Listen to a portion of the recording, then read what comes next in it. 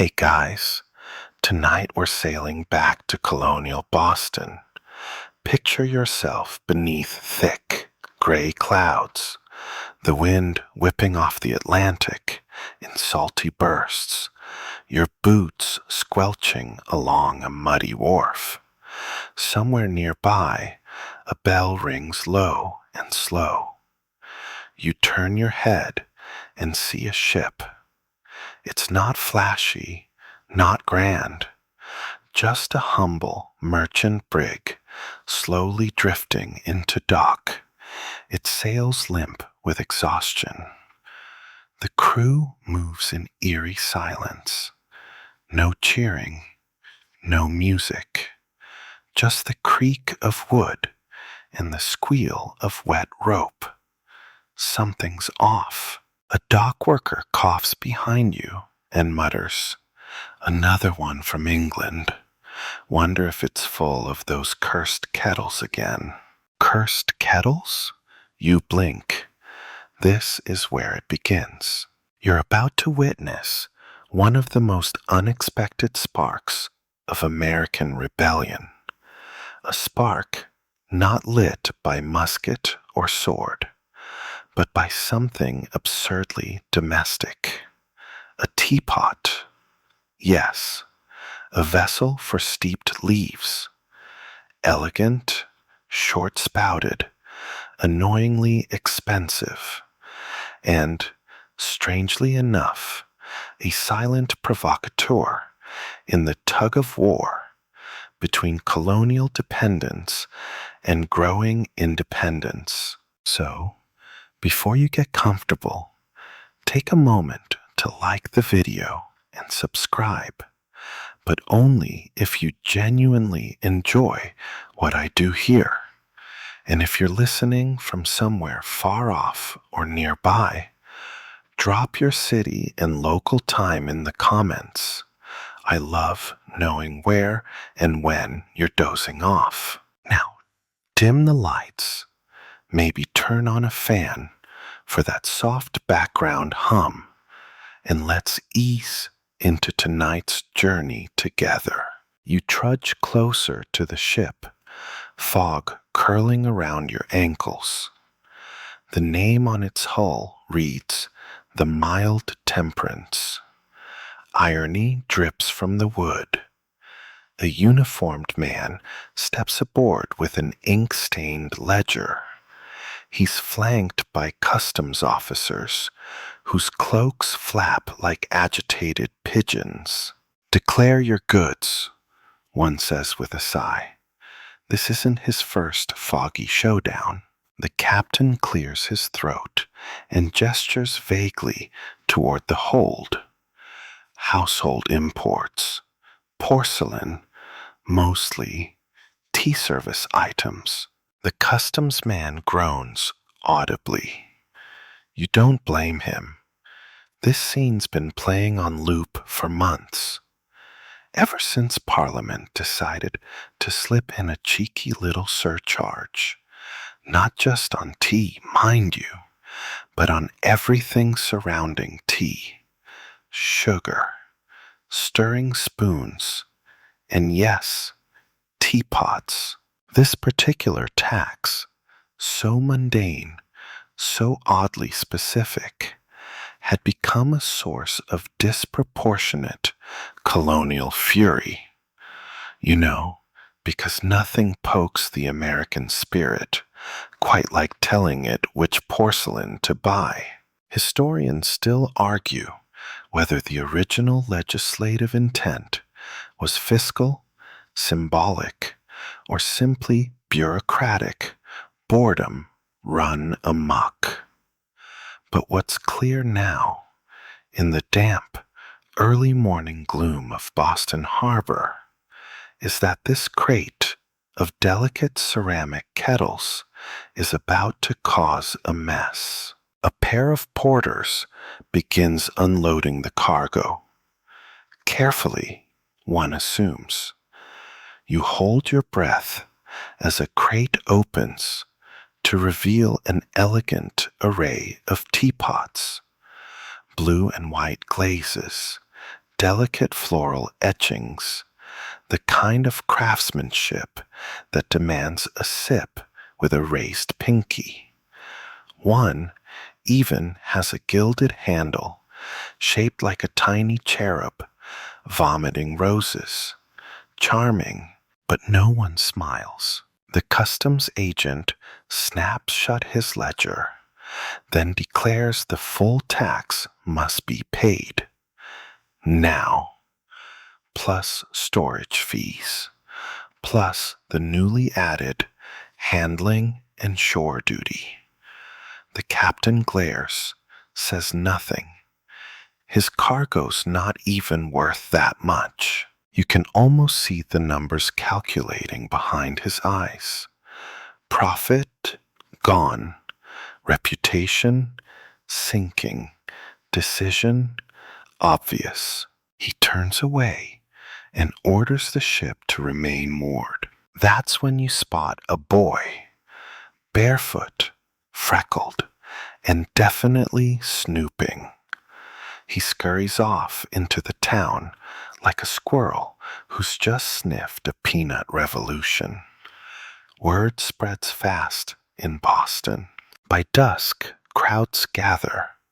Not angry, not yet, just curious, whispering.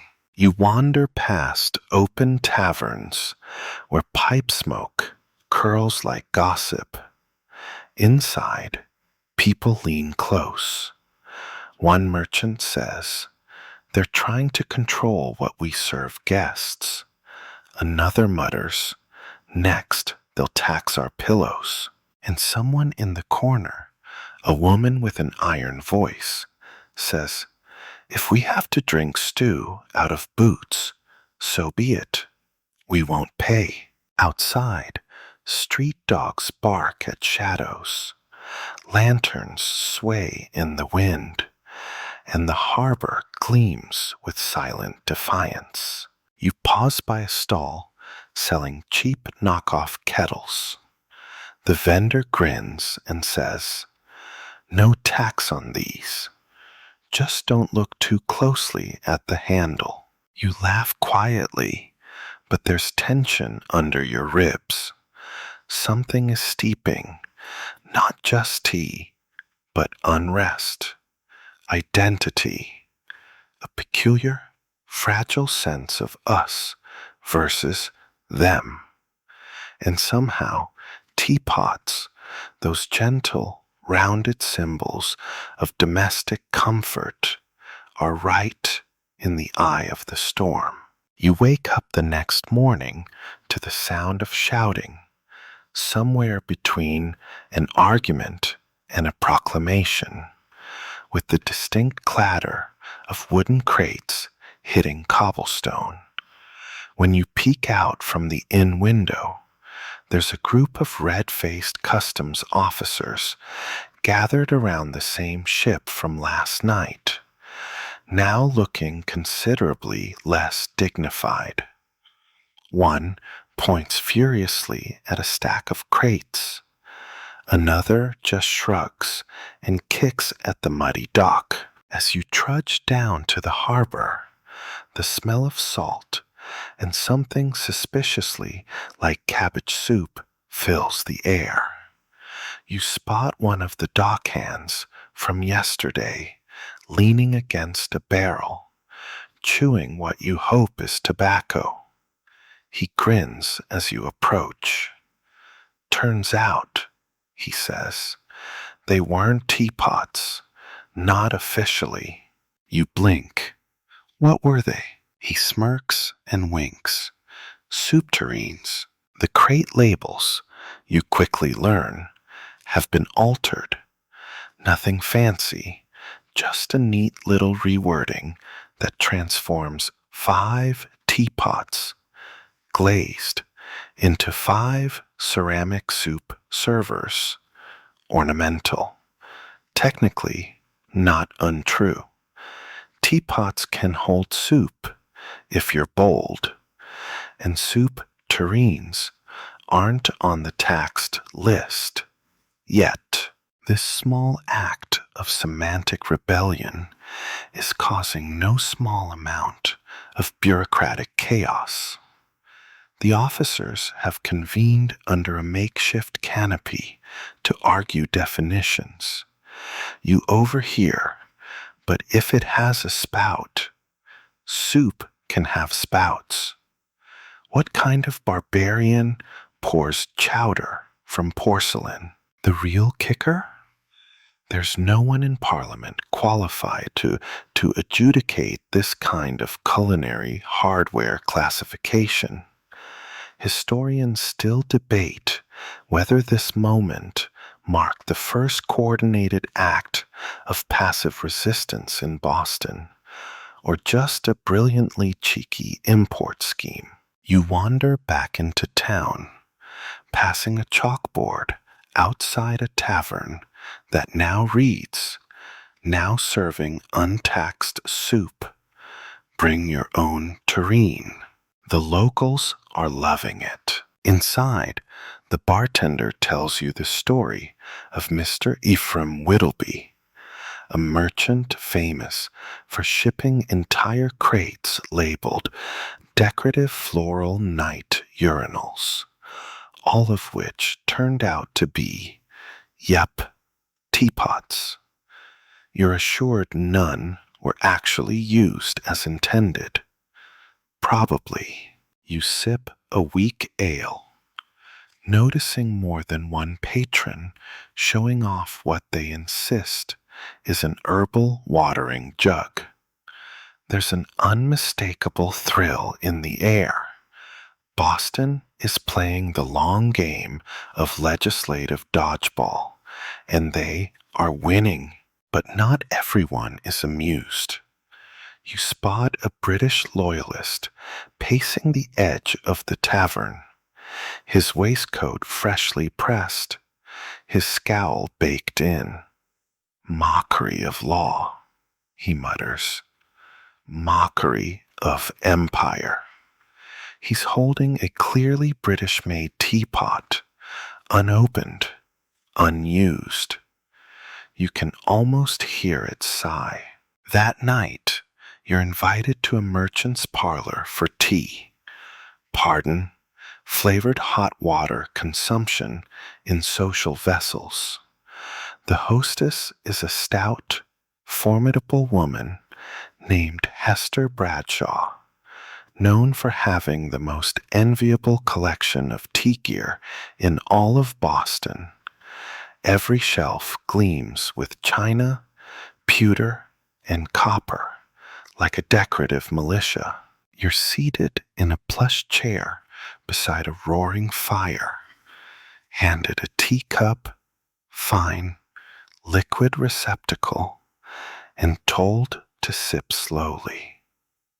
She leans in and whispers conspiratorially, "My husband smuggled that one in under a false bottom.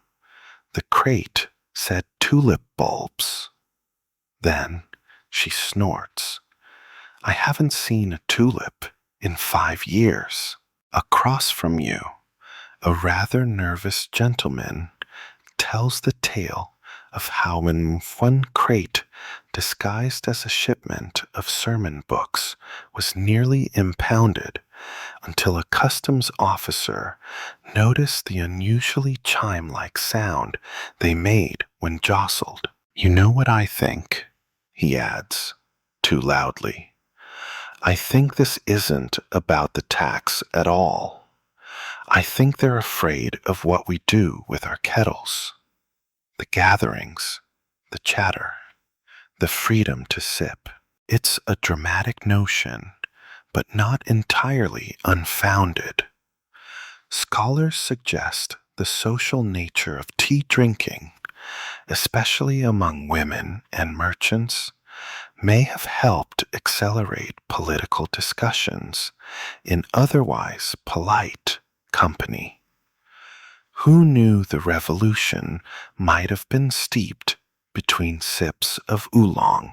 Later, walking home, you pass a boy carving something into a fence post.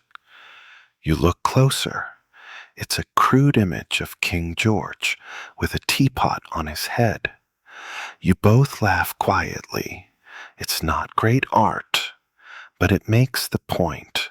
By the time you get back to your room, news is already spreading that the Customs House has appealed to London for clarification on vessel designation terms, which means months of paperwork, silence, and glorious loopholes. Outside, the wind shifts.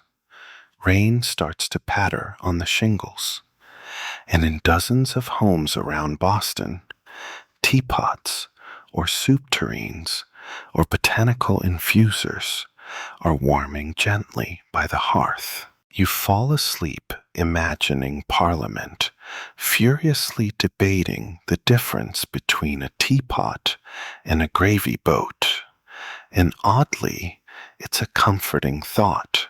The next morning dawns hazy and too warm for October. You emerge onto Boston's cobbled streets just in time to witness a shouting match between two wig-wearing merchants who look like they've both had their feelings steeped overnight in vinegar.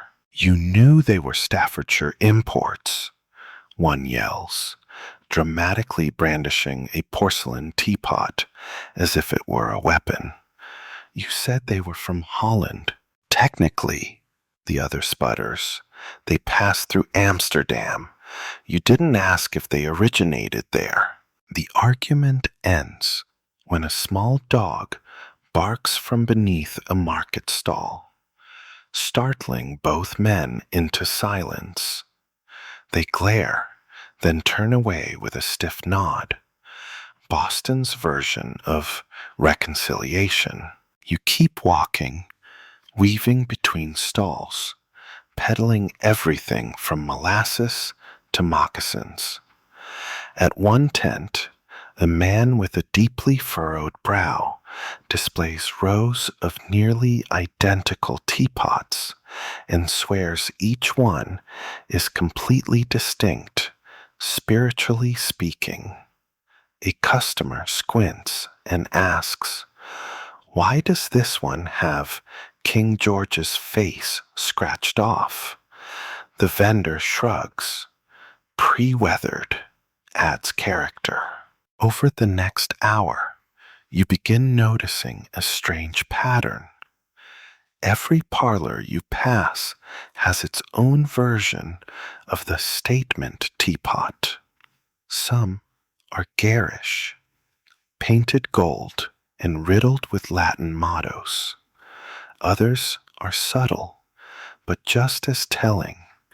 A cracked lid here, a missing handle there, as if to say, yes, we could fix it, but we choose not to. And then you hear the story, the rejected shipment. It started with a prominent Boston merchant named Charles Tillingford, respected, wealthy, and owner of the city's largest collection of British imported ceramics. According to murmurs from every tavern table and church pew, Tillingford had ordered an entire consignment of exclusive teapots, hand-glazed, imported directly from Stoke-on-Trent, wrapped in silk, and marked with a delicate gold stamp reading "For Colonial Elegance."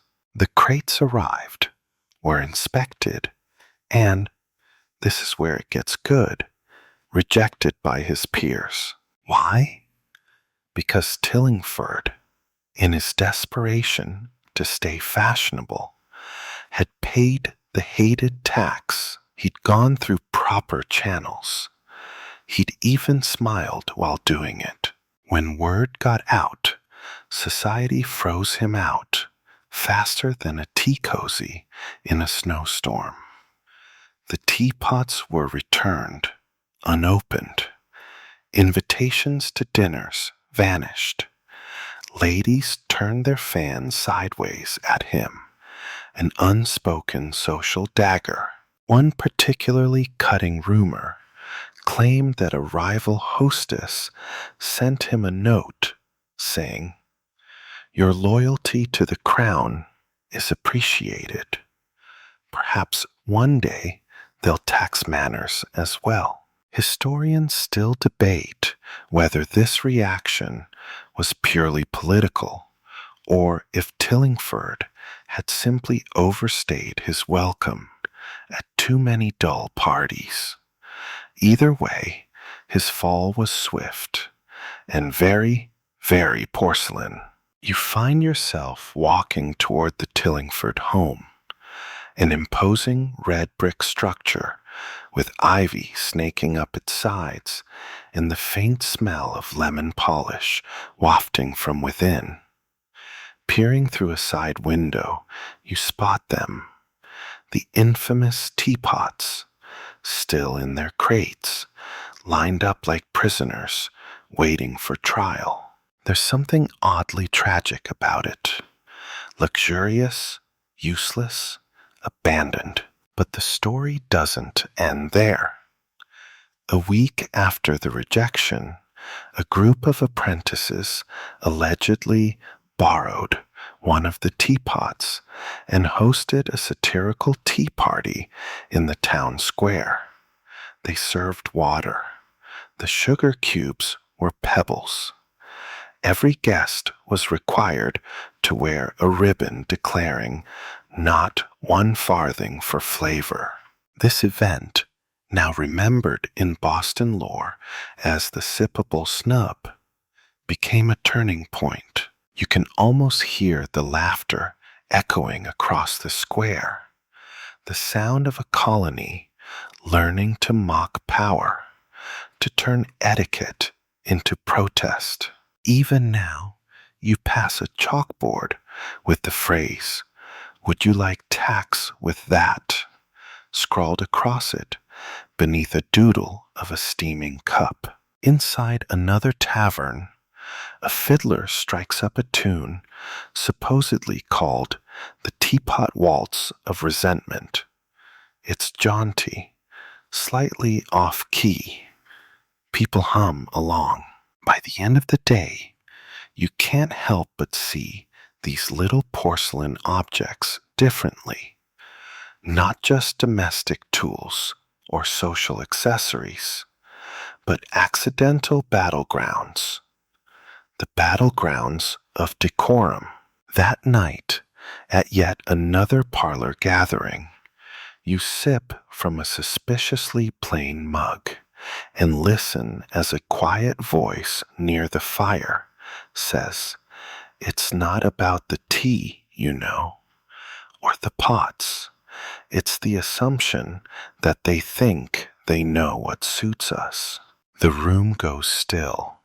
Someone stirs the hearth. You glance down at your mug and wonder who made it, where it came from, and what message it now carries without speaking a word.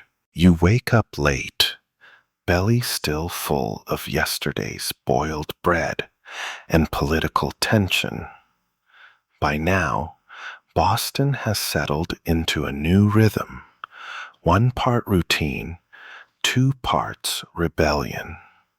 As you stroll past the North End, the scent of drying fish battles with chimney smoke and something faintly floral, possibly rosewater, possibly optimism.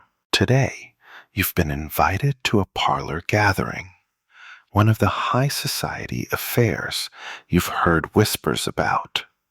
These events aren't just about sipping tea, or, more recently, defiantly not sipping tea. They're where reputations are steeped, strained, and sometimes shattered, especially if someone arrives with the wrong teapot. You step inside a pale blue house trimmed with elaborate moldings. A servant takes your coat and offers you a plate of delicate cakes, no tea in sight. Not that anyone's shocked. The hostess, Mrs. Anne Codworthy, floats into view in a gown that could probably shelter a small farm animal beneath its skirts.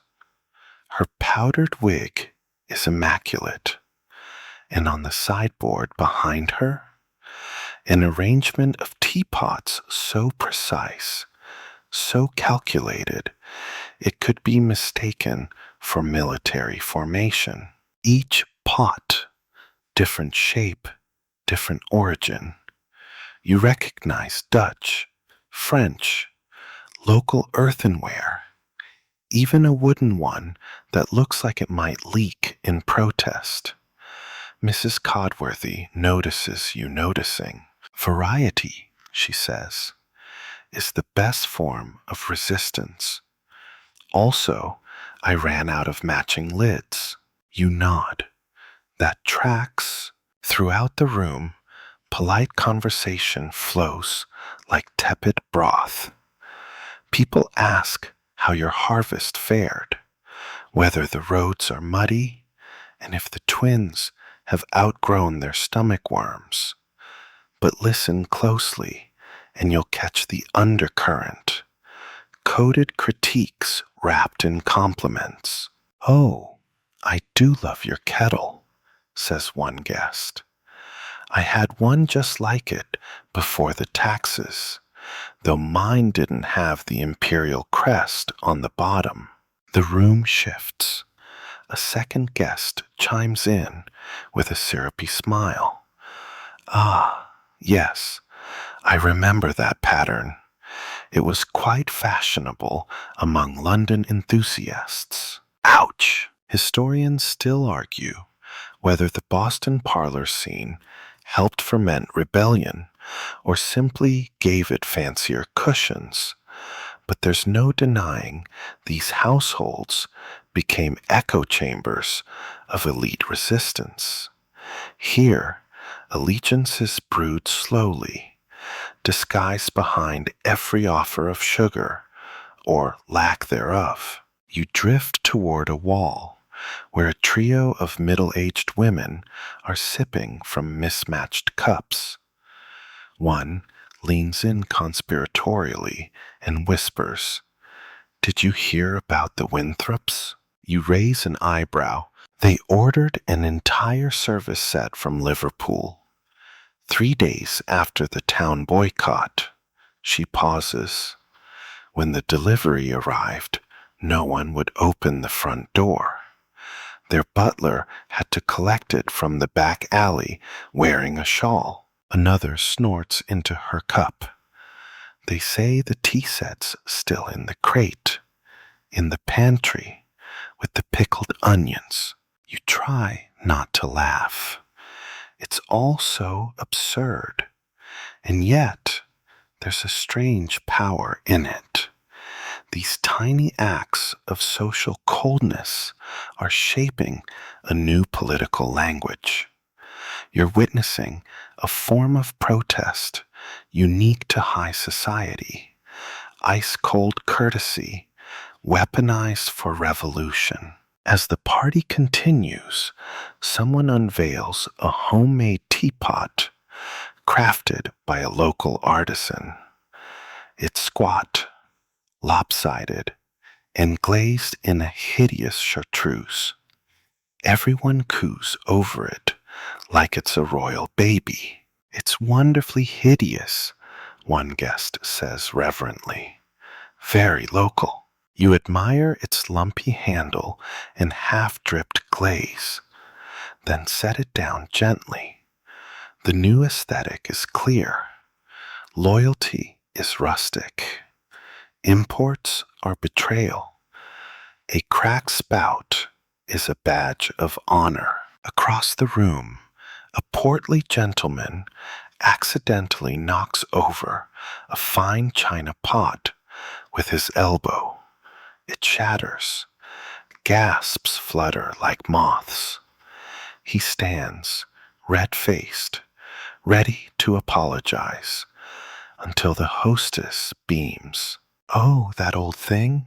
she says sweetly. "It was British. We don't cry over spilled loyalty." The party erupts into gentle laughter. No one offers to clean it up. By evening, you've attended 3 more gatherings, each more inventive in their passive resistance. One features only wooden cups. Another bans all curved spouts as imperialist flourishes. The final event hands out tiny earthen thimbles and insists that a single drop is all a patriot needs. These gestures are ridiculous, and yet they're working. Each whispered insult, each ceramic snub, strengthens a sense of shared identity.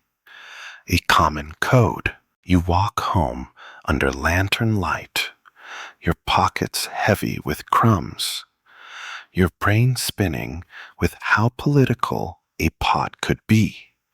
Tomorrow, someone will probably find a way to serve Liberty water in a gravy boat, and it'll be the talk of the town. You turn the corner and spot a child drawing in the dirt. Another Teapot caricature, this one with arms, angrily wielding a scroll. You pause, smiling. Then you whisper to yourself, "We're not just throwing tea into harbors anymore. We're rewriting the guest list." By now, you're starting to think colonial Boston is held together not by bricks or mortar, but by pettiness and hot beverages. The morning air smells like damp leaves, and the streets buzz with gossip. The lifeblood of a town quietly waging war with teapots and sugar tongs. You follow the cobbled path toward the waterfront again, where a crowd has gathered near the customs house. They're unusually still, as if waiting for something or someone to boil over, literally. You edge closer. A portly official in a stiff red waistcoat is reading from a scroll, his voice trembling slightly. "By order of the Crown, under the ware and porcelain regulatory clause, a levy shall be imposed on ceramic goods containing internal cavities used for infusion or steeping." The crowd murmurs in simpler words, "If it looks like it could make tea, it'll cost you." The man clears his throat and continues. "This includes kettles, pots, infusion jugs, and warming vessels of known or suspected colonial manufacture." You glance around. A woman with a floral bonnet is visibly restraining laughter. A young man near her holds up what appears to be a painted pumpkin with a spout glued on. He whispers, "Think they'll tax this too?" So this is it, the moment when Parliament finally decided to tax the kettle. Not just tea, not sugar, not even the fancy imported saucers. The vessel itself has become suspect. Historians still argue whether this was an escalation or just legislative confusion. Some say it was a strategic move to pressure colonial merchants. Others think it was retaliation for the rampant mockery seeping out of Boston's parlors. Regardless, this decision sets off a chain reaction so absurd it practically begs for bedtime retelling, because suddenly everything is a teapot. You wander through a market where vendors are labeling items with creative disclaimers. Jug, definitely not for tea. Spouted vase, ceremonial only. Porous sculpture with handle for display. A young artisan leans out from a stall and shows you his newest creation, a Liberty kettle. It looks like a cross between a chamber pot and a pineapple. He beams. Each one comes with a tax-evading certificate. You pat him on the shoulder and keep walking, but the frustration is starting to show. At the edge of town, you pass a gathering of farmers who normally wouldn't waste time with political chatter.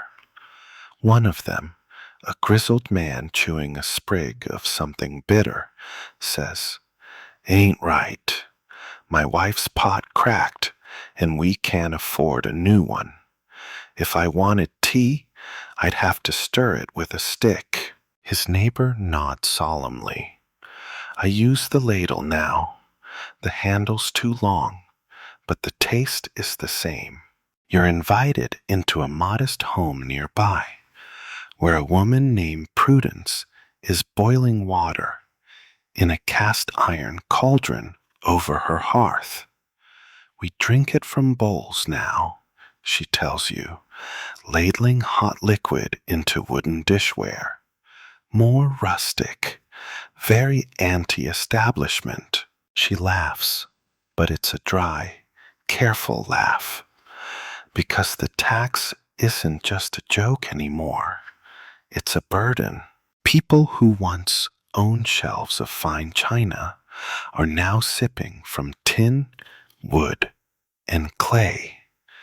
Those with less to begin with are improvising.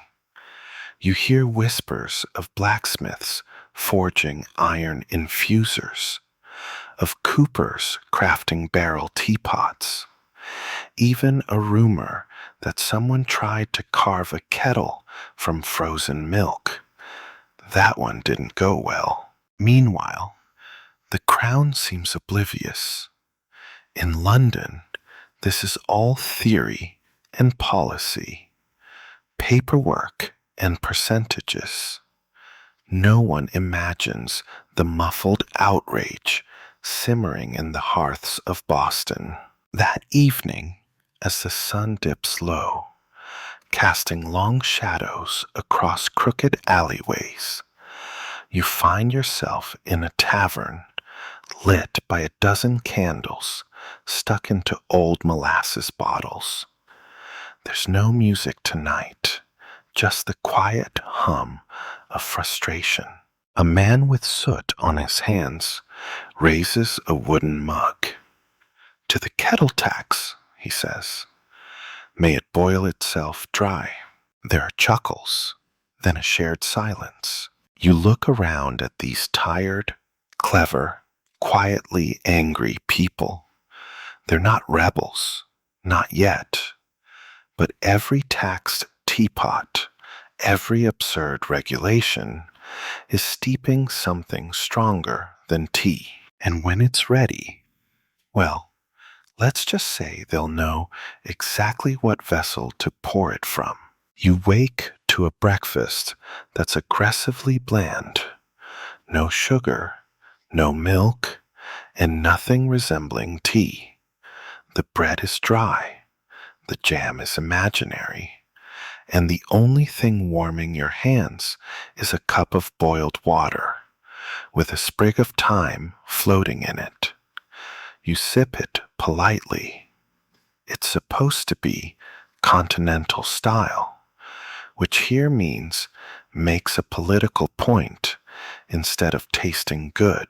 Your host, a wiry tailor named Mr. Greenlow, sits across from you, chewing thoughtfully on a biscuit so hard it might legally qualify as a weapon.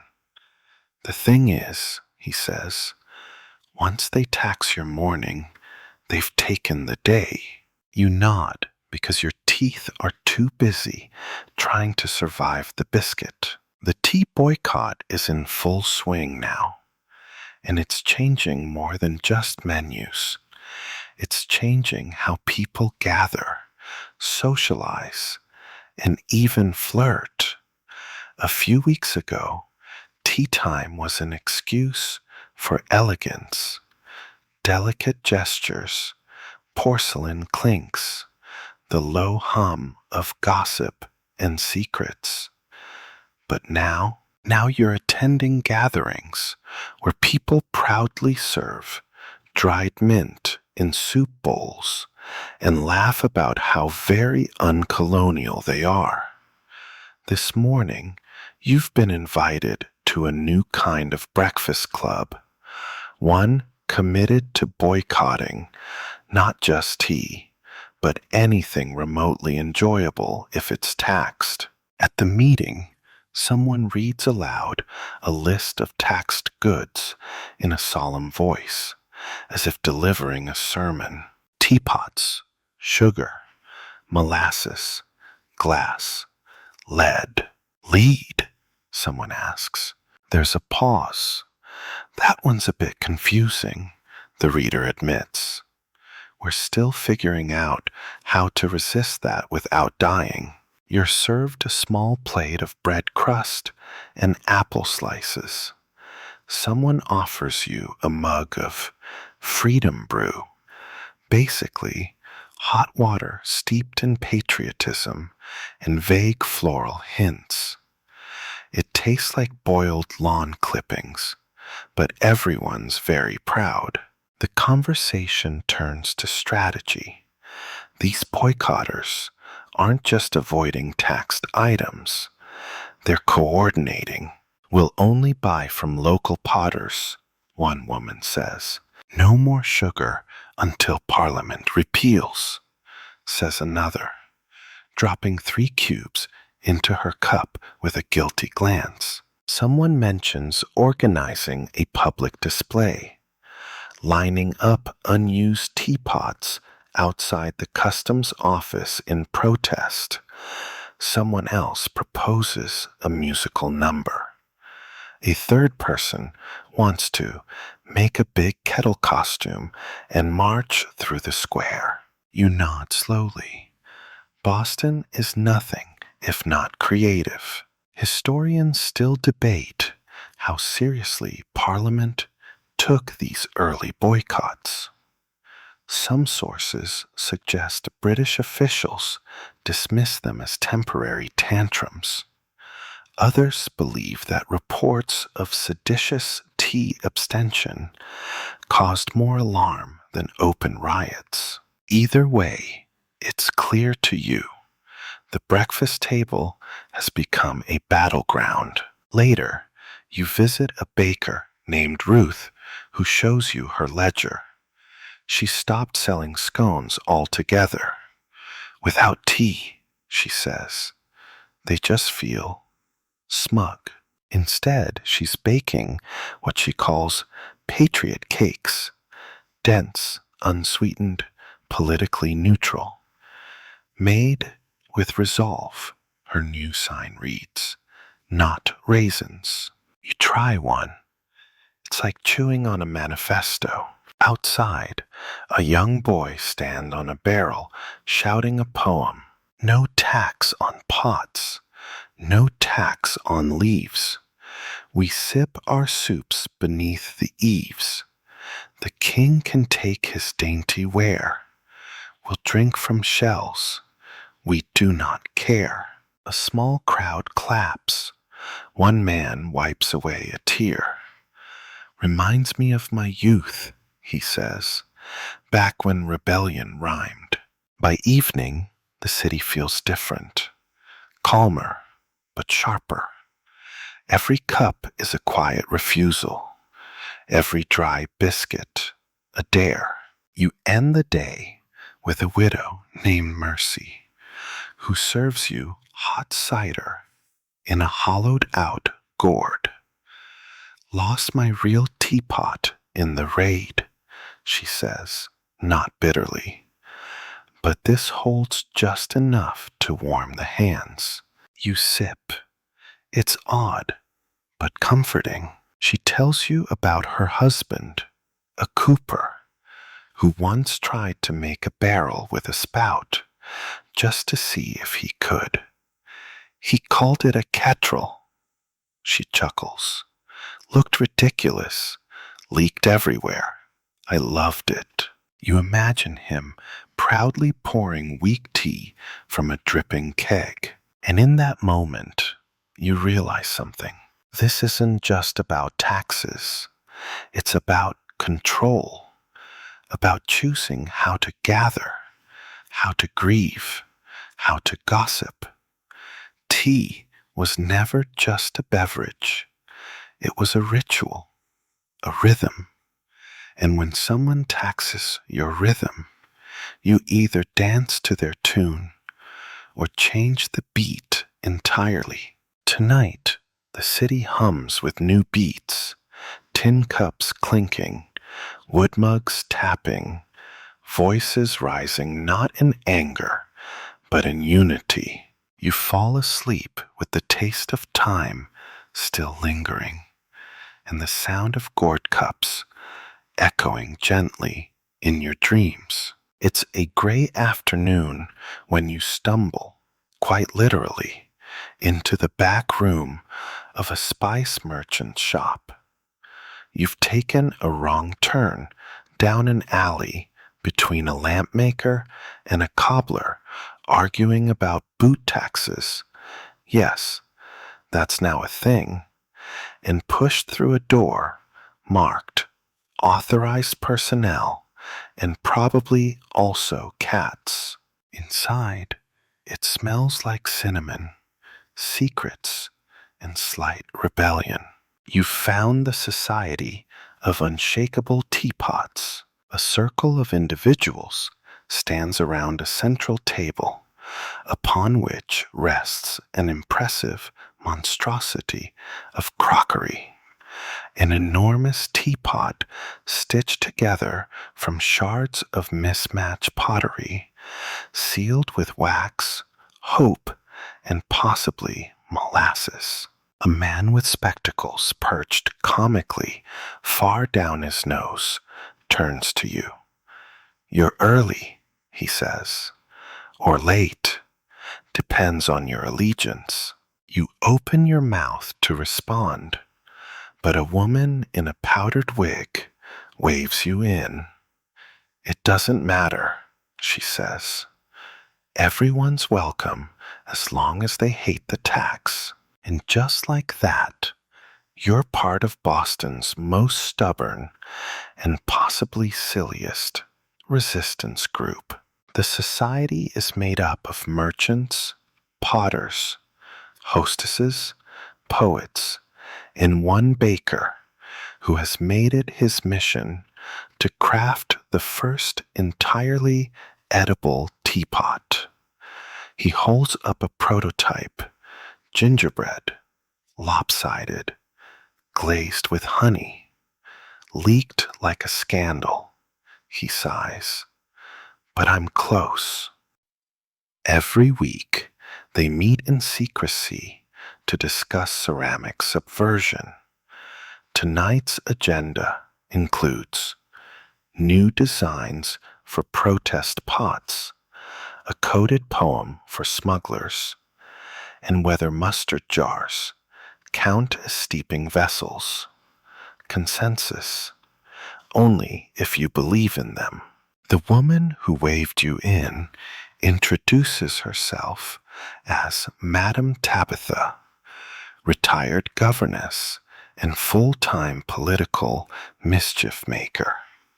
She shows you her latest work, a pamphlet titled Proper Etiquette for Improper Taxation. It's a guide to teapot placement as protest.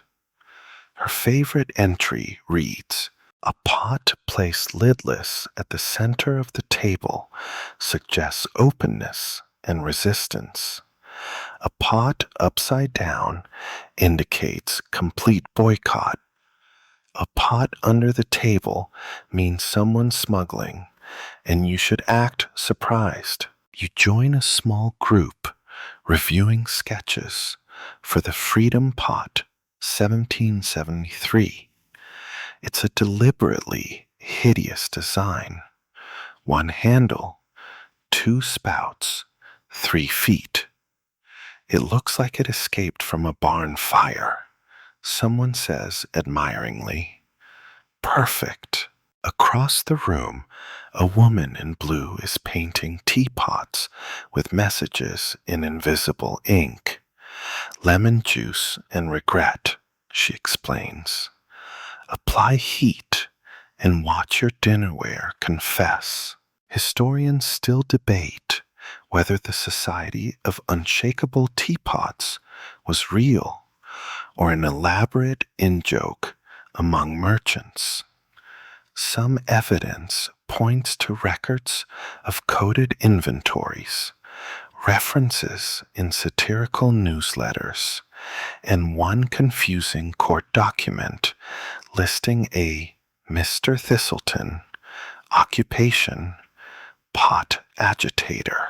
Regardless, their influence was very real. You're handed a chipped mug of mint brew and seated at the table as the meeting begins. Madam Tabitha bangs a pewter spoon on a sugar bowl. First order of business. British officials raided Gentry Street. We lost 6 crates of legitimate kettles. Replacements must be uglier. A potter raises his hand. "I've been working on asymmetrical spouts. Pour sideways. Infuriates everyone." Approved. Tabitha nods. Then comes a report from the dockside smugglers. "We're moving pots labeled as thunder mugs," says a grizzled sailor. Hard to argue with that logic. You hesitate. "Wait, thunder mugs?" Everyone turns to you. "Chamber pots," someone whispers. "You drink from it. That's on you." The laughter is long and wheezy. After the meeting, you help carry a crate marked "Birthday Punch Set" to a safe house under a bakery. Inside are teapots shaped like barn owls. They hoot when you pour. By now, the society has become more than a gathering. It's a community, a think tank, a mildly unhinged art collective. They've built a whole language around ceramics, a defiant, ridiculous, wonderful code. Later, back in your room, you look at the cup you've borrowed. It's an awkward little thing, slightly cracked, painted with what you now recognize as a resistance symbol, a teacup balanced on a musket. And as you sip your lukewarm Liberty brew, you smile. Because sometimes, when empires tax the tools of comfort, the most powerful thing you can do is pour from the ugliest kettle you can find and raise a toast with friends who see its crooked beauty. You're woken before sunrise by a knock that sounds like it's in a hurry to be dramatic. Outside your window stands a man in a cloak with a suspiciously clean tricorn hat and the energy of someone who's both excited and sleep-deprived. "Smuggling run," he whispers. "You in?"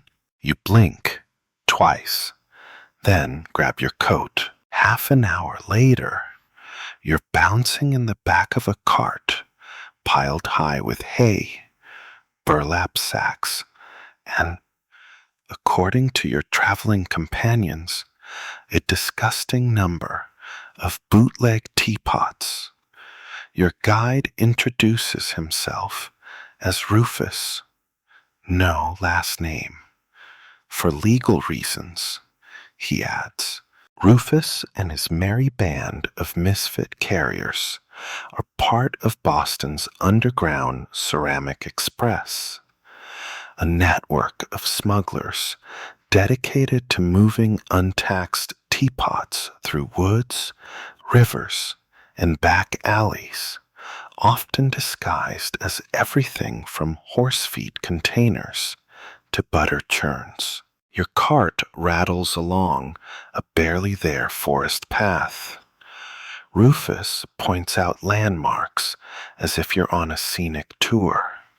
That's where we hid a crate inside a goose coop. That's the tree we tied a kettle to as a sign. And that, he says with a grin, is where one of our guys got chased by a taxman and pretended to be a scarecrow for 3 hours. Legend. You pass checkpoints. Nothing official, just nods and prearranged bird calls that sound suspiciously like bad whistling. Every smuggler has a role. One is a potter, 2 are apprentices, and 1 is a baker's son who claims to have invented yeast-based porcelain. It didn't work. He's still proud. Historians still debate the scale of these smuggling operations. Some say they were mostly symbolic, a few crates here and there. Others argue they formed a key artery of resistance, fueling domestic rebellion with clandestine crockery.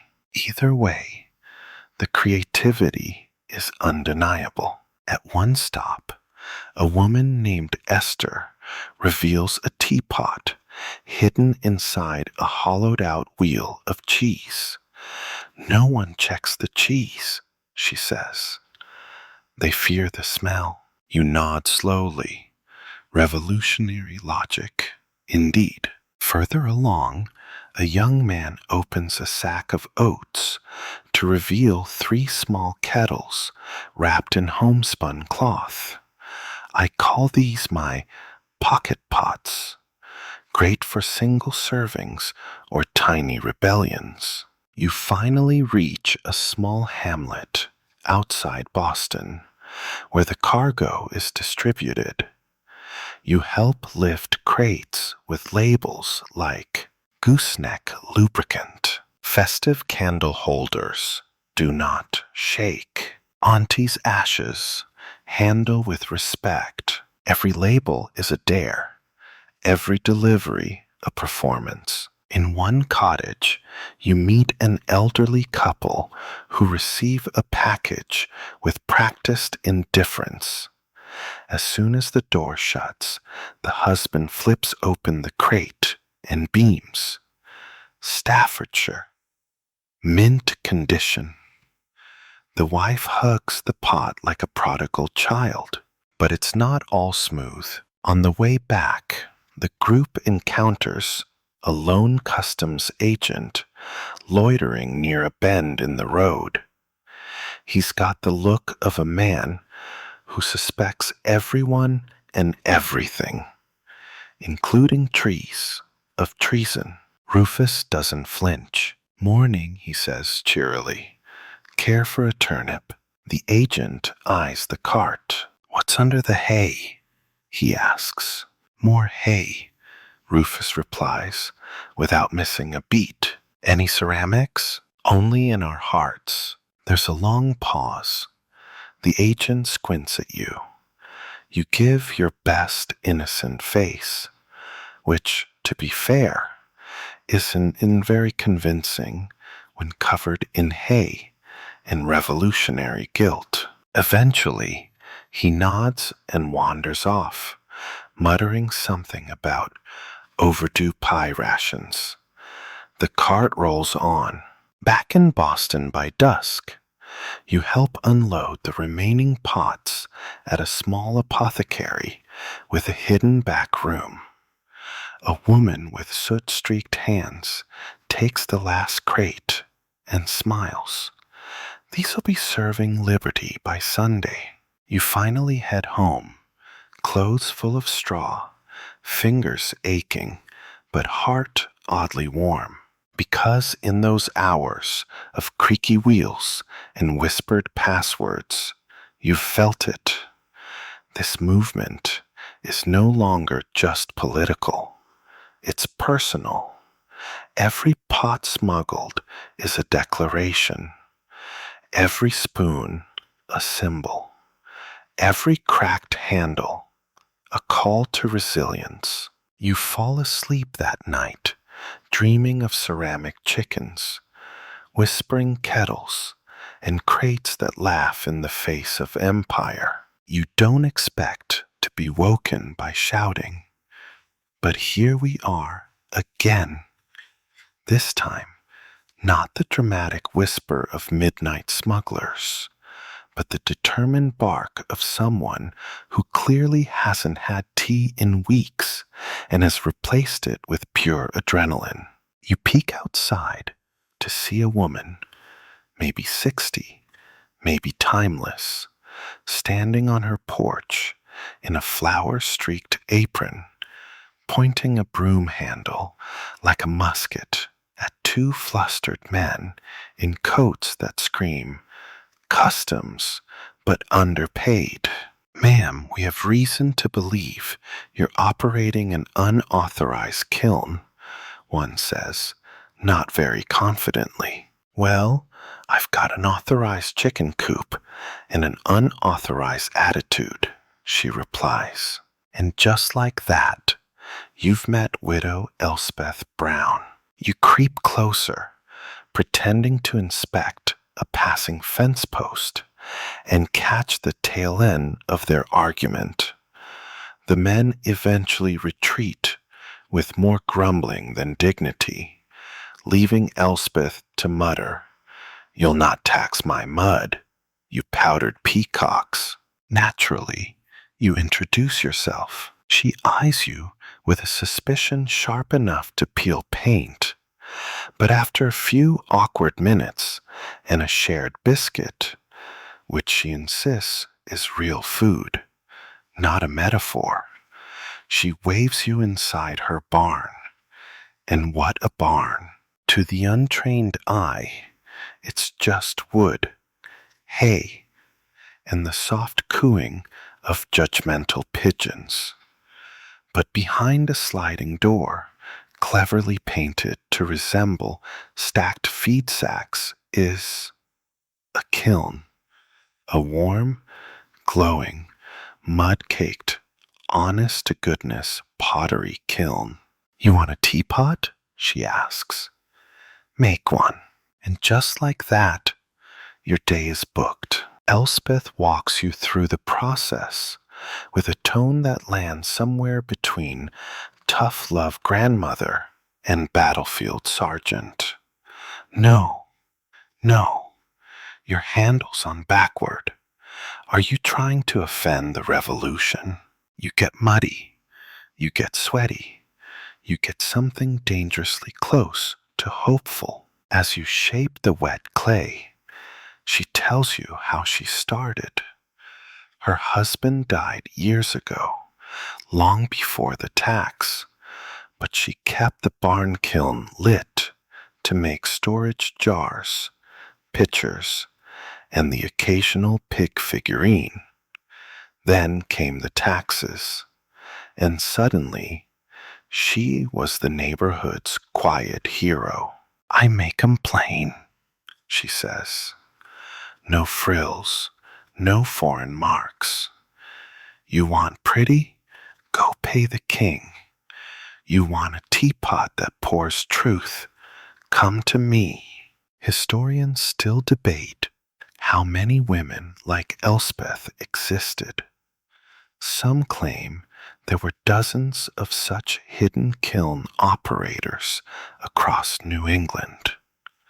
Others argue it's a romanticized myth, though your mud-covered boots would disagree. As the afternoon unfolds, locals stop by. One man picks up a squat, dimpled teapot and hands over a sack of flour. A girl trades wildflowers.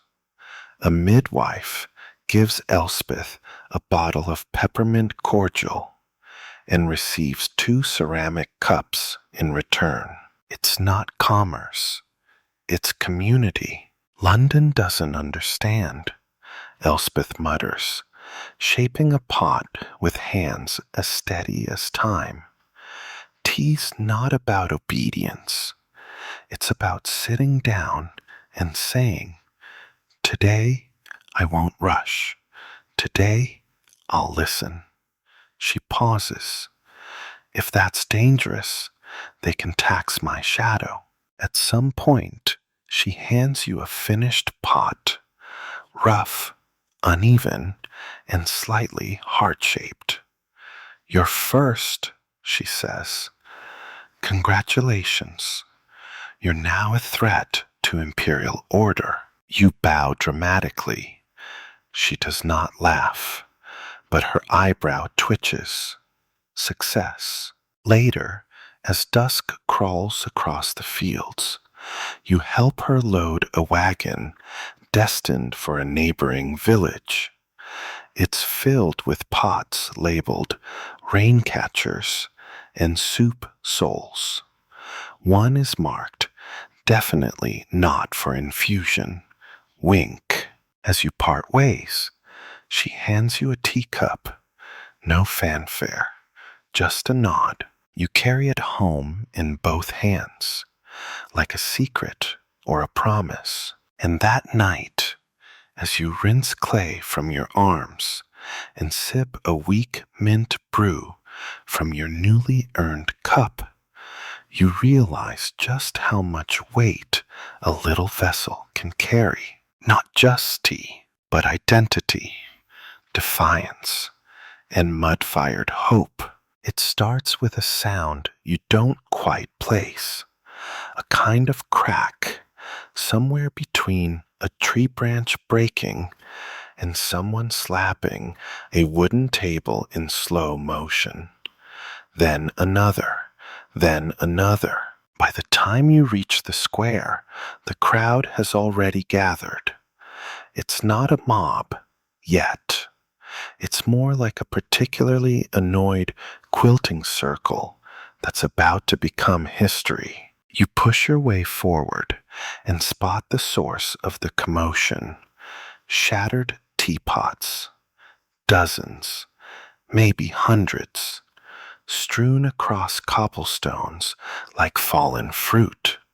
Some elegant and imported, some clunky and homemade, all broken with intentional, almost theatrical force. This is Boston's broken china riot. It begins, as so many rebellions do, with polite defiance that spills, chips, and eventually shatters into spectacle. The first teapot was smashed by a woman known locally only as Aunt Molly, whose arthritis prevented her from hurling the thing, so she dropped it from her second-story window onto the back of a passing tax clerk's hat. The crowd howled. From there, it escalated.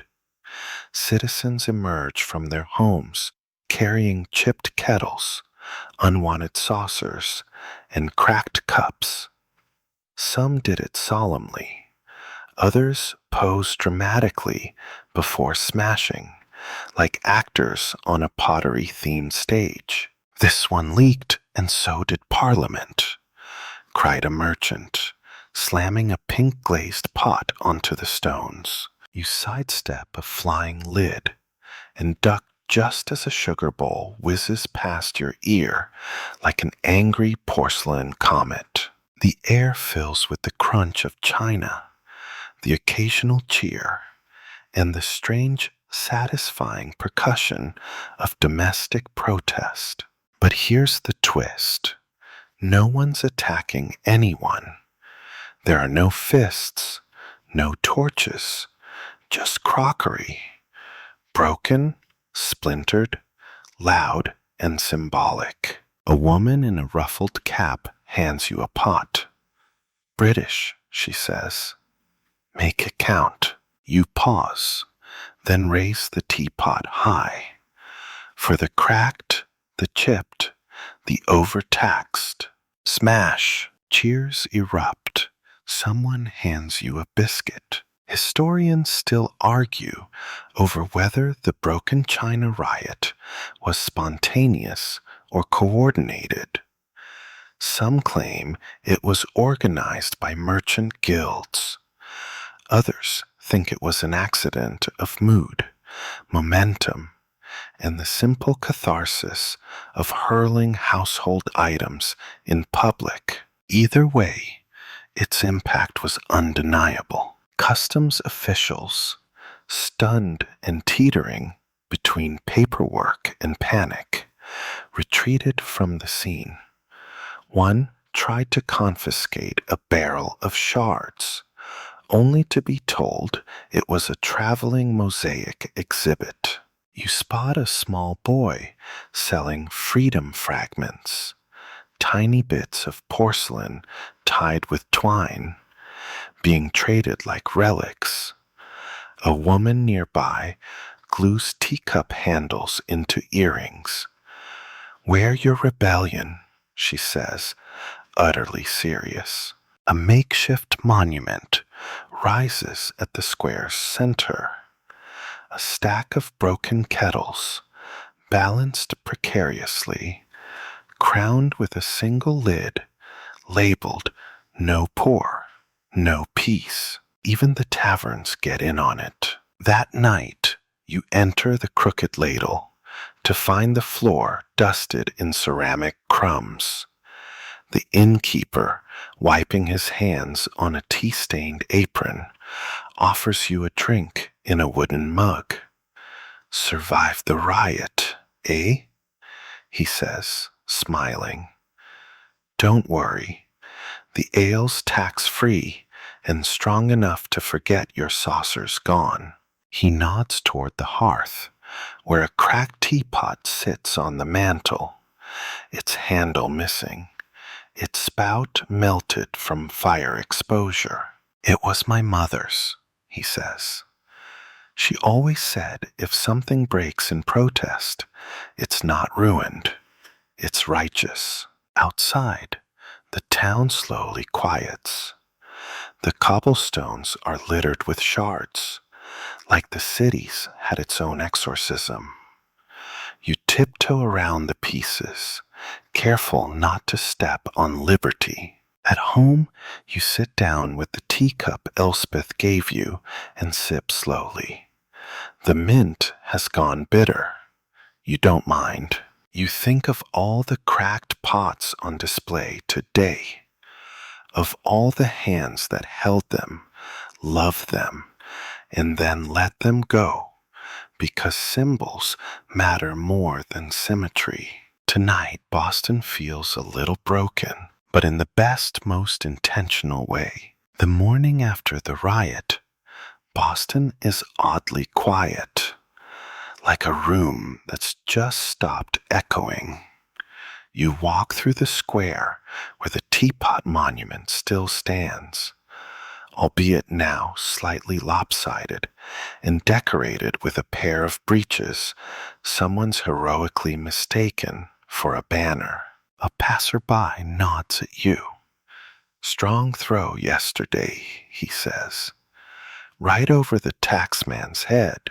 You thank him, though you're fairly certain your aim was more clumsy arc than heroic arc. Your boots crunch over ceramic dust. Around the city, windowsills now proudly display what little remains of smashed china. A handle here, a lid there, some shards carefully arranged into the shape of a spout. It's art, sort of. But rebellion doesn't rest.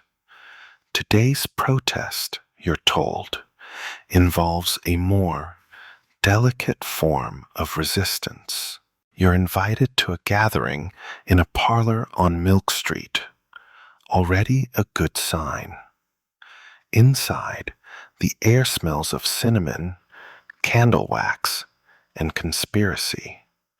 You recognize a few faces from the Society of Unshakable Teapots, plus some newcomers, silversmiths, scribes, and one woman who introduces herself as a saucer sharpener. The table is covered in sugar bowls, lots of them, dozens, maybe hundreds. Some are pristine, others chipped, all of them now repurposed as miniature message boards. Welcome to the world of seditious sugar bowls and saucy spoons. At first glance, it looks like a tea party hosted by an eccentric aunt with a grudge against the British. But then you look closer.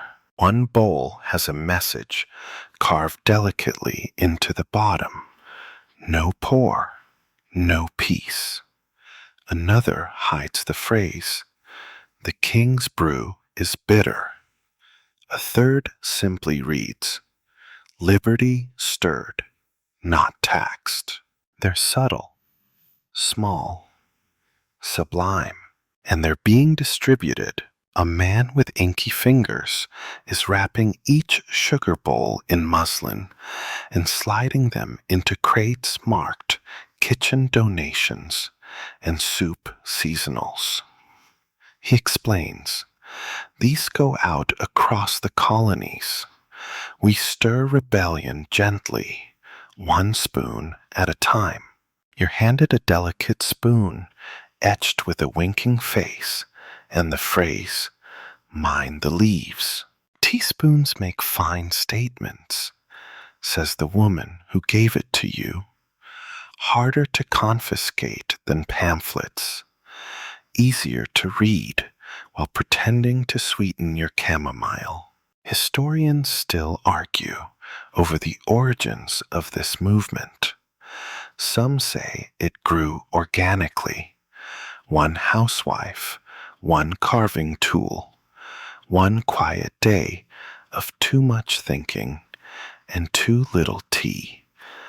Others believe it was orchestrated by a few clever artisans who understood the power of whispering louder than shouting.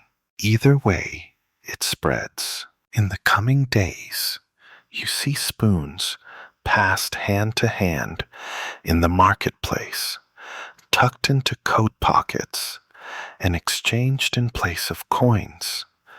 A wink becomes currency, a stirring motion, a nod of defiance. One tavern begins offering rebellion sweetener on the house, served only in bowls with subtle chips and long histories.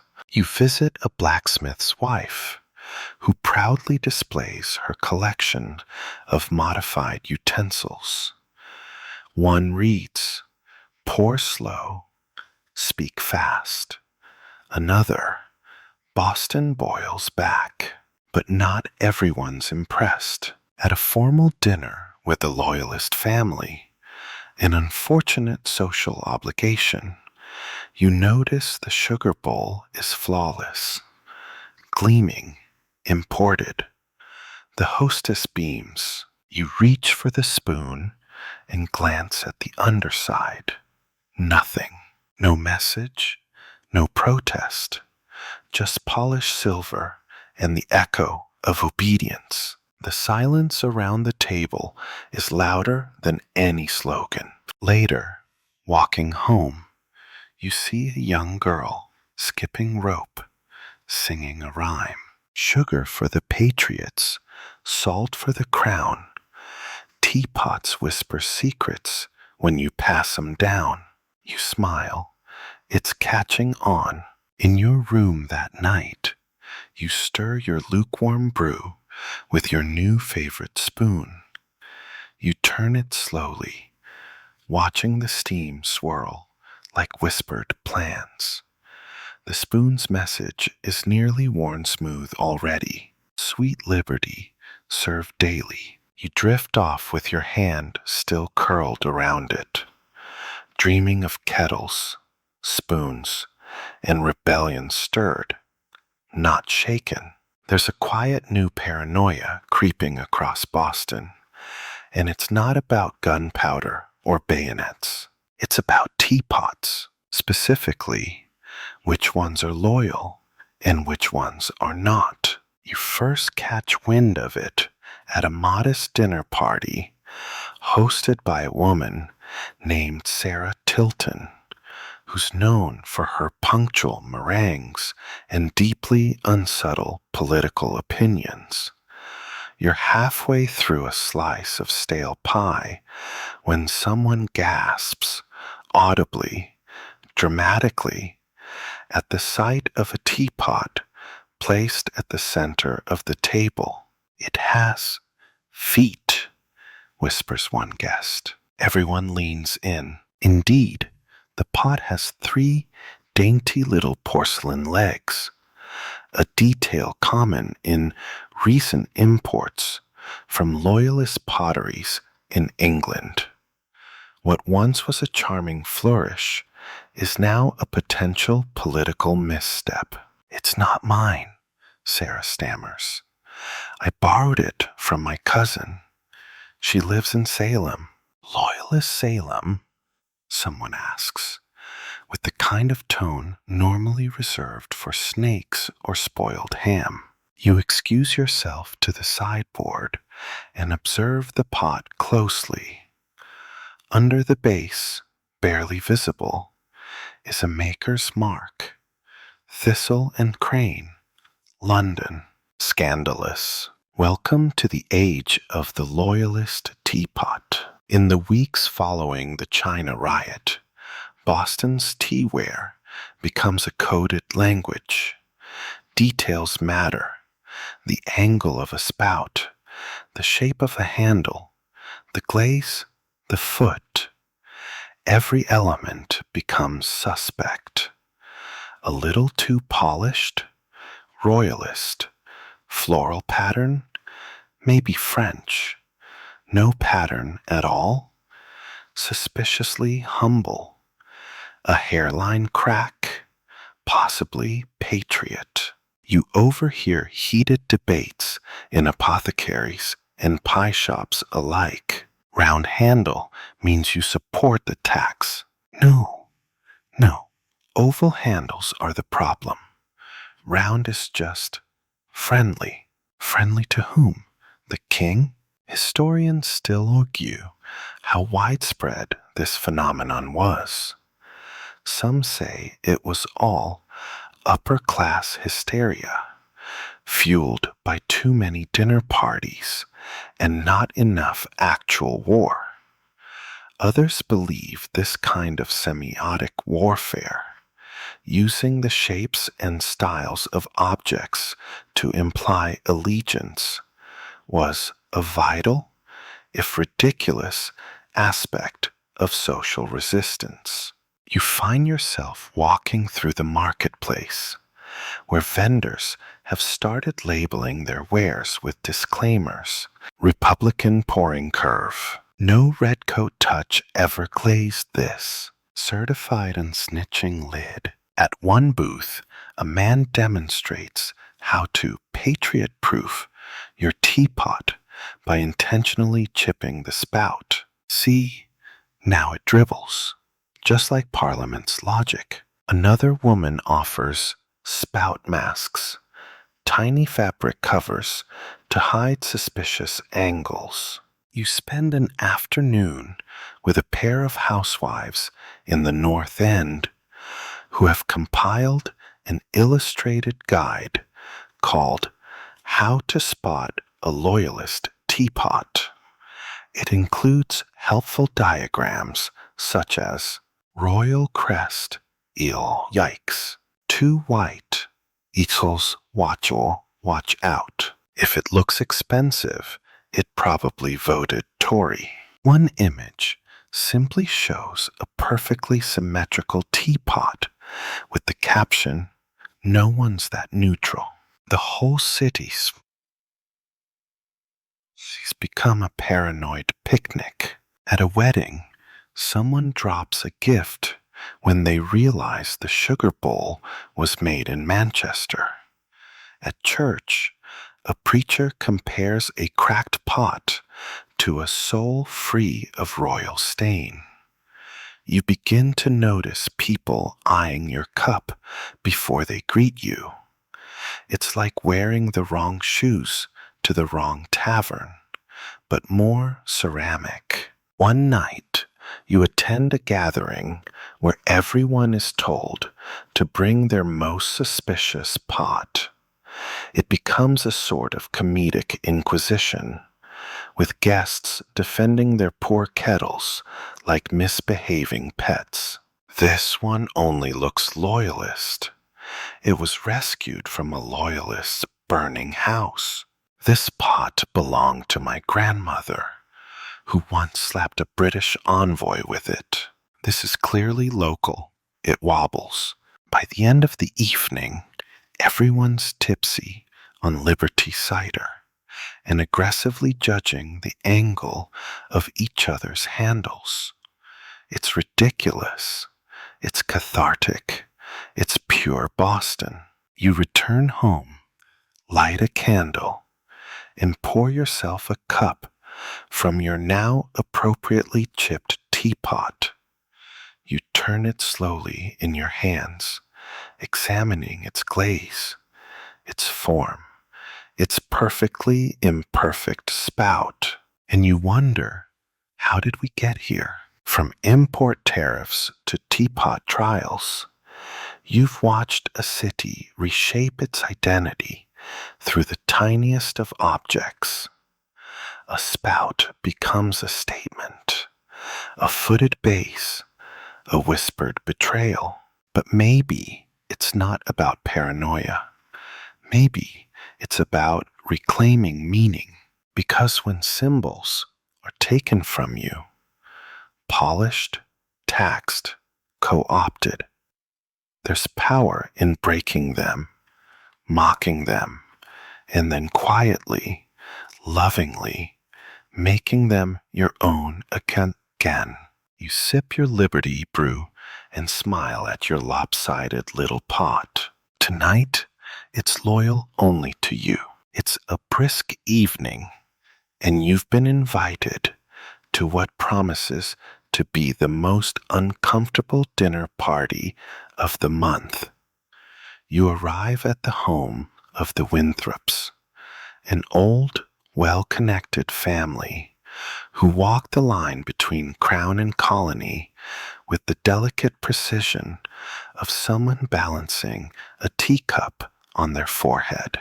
As you enter the parlor, the first thing you notice is the silence. Not actual silence. There's the clink of forks, the whisper of linen napkins being unfolded, but a deep, tight-laced social silence. The kind where people are only speaking so they don't scream. The table is beautifully set.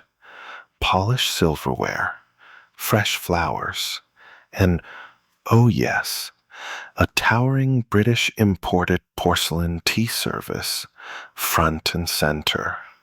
It gleams, it glows, it practically sings God Save the King in four-part harmony. You take your seat next to a man whose expression is equal parts regret and indigestion.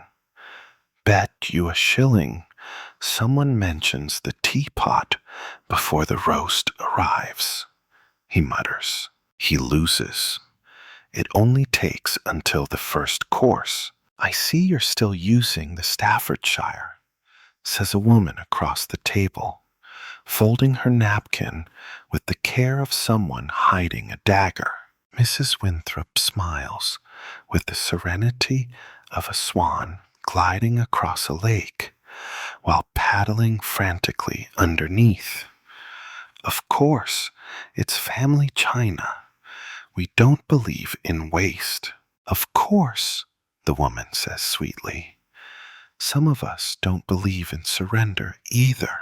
Forks clink. Wine is suddenly very interesting. This is colonial passive aggression at its finest. You're not sure whether to laugh or crawl under the table. The meal continues with all the warmth of a formal duel. Every course brings a new round of teapot commentary. The soup arrives. "Such a delicate flavor," says a man to your left.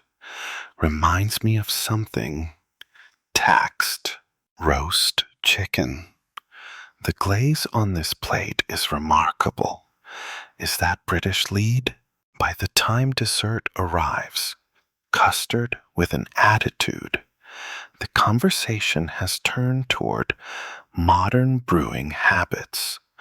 One guest casually mentions that she now makes herbal infusions in a hollowed gourd. We call it the Freedom Gourd, very in vogue. Mrs. Winthrop replies, "Sounds rustic," with a tone that could salt the earth. Historians still debate how much these dinner table dynamics influence the broader movement. Some argue that domestic settings were the first battlegrounds, where etiquette and defiance played out in full view of family and neighbor. Others suggest the influence was more symbolic than strategic. But what's certain is that the parlor war was very, very real. You excuse yourself to the drawing room, where you find an older man inspecting the tea service more closely. He raises a brow at you. "Beautiful, isn't it?" he says. "Terrifying," you reply. He laughs. "I call it my wife's diplomatic arsenal." Half the colonies walked out after seeing it. Back in the dining room, the tension has escalated. A young cousin has offered to pour tea and, gasp, accidentally used the royalist cup. The room freezes. "Oh dear," he says. "Does that mean I'm Tory now?" "You were always on the edge," someone snipes. Mrs. Winthrop stands, gently ringing a spoon against a glass. Perhaps it's time for a change of topic, or a constitutional walk. "Appropriate," mutters someone, "since we need a new constitution anyway." You finally escape into the cool night air, your head buzzing from sugar and subtle barbs. The stars above Boston twinkle with disinterested amusement. You walk past a tavern window and see a simpler scene. Locals drinking from mugs, laughing, arguing openly. No coded remarks, no battles over glaze and provenance. Just people being people. And you wonder, how many revolutions have started over a shared dish of roast fowl and some extremely judgmental teacups? Back at your room, you sit with your chipped mug. No shine, no frills, just something honest. And maybe that's the point. Not all resistance is loud. Sometimes it's the smile you fake, the cup you choose not to pour from, and the family heirloom you quietly lock in a cabinet until it forgets who it used to serve. You sip, and the taste is simpler than anything from that dinner table. It tastes like your side. You've barely had time to recover from the dinner party gauntlet when a courier arrives at your door with a folded note sealed with wax shaped suspiciously like a teacup. The message is short, elegant, almost too elegant. The pot sings at midnight. Come thirsty.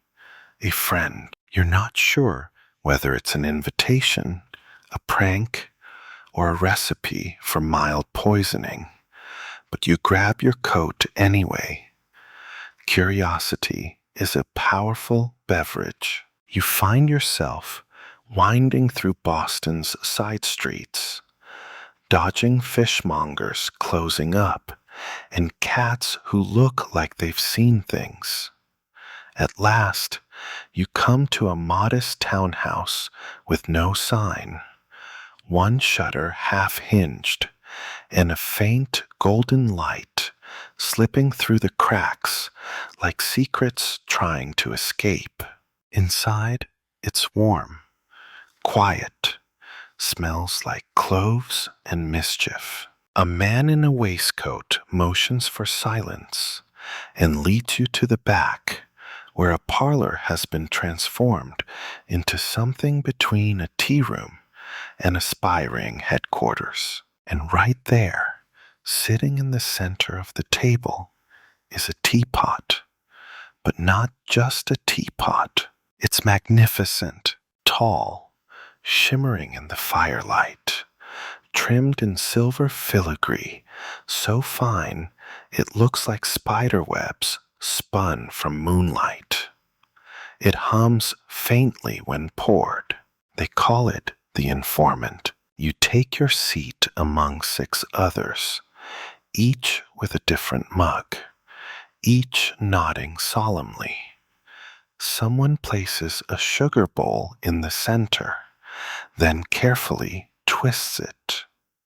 A panel in the table pops open, and from that hidden space, out comes a parchment map covered in symbols, names, and kettle-shaped markers. This, dear friend, is the Teapot Spy Ring. The leader, a woman named Margaret, whose bonnet is entirely too ordinary for the espionage she's clearly in charge of, explains the system. We deliver coded messages through teapots. Some go by crate, others by hand, some by gift.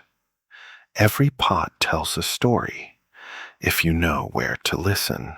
One member, a glassblower, shows you a piece he made with a hollow handle. Inside, a scroll, invisible unless cracked. Another reveals a pot where the floral pattern forms a map of troop movements, roses marking regiments. You're impressed and mildly terrified. Historians still argue, Margaret says with a wry smile, whether our ring was ever officially recognized. But we were never looking for credit, just leaks of tea and of secrets. You're handed a pot. Your mission, she says, is to deliver this to a loyalist tavern on Cooper Street. Pretend it's a gift. Say it's a new blend of apple bark and liberty. The handle is lined with correspondence. If they don't notice, they're not our problem. You hesitate. What if they open it? She shrugs. Then they get tea. Everyone wins. The next hour is spent preparing disguises.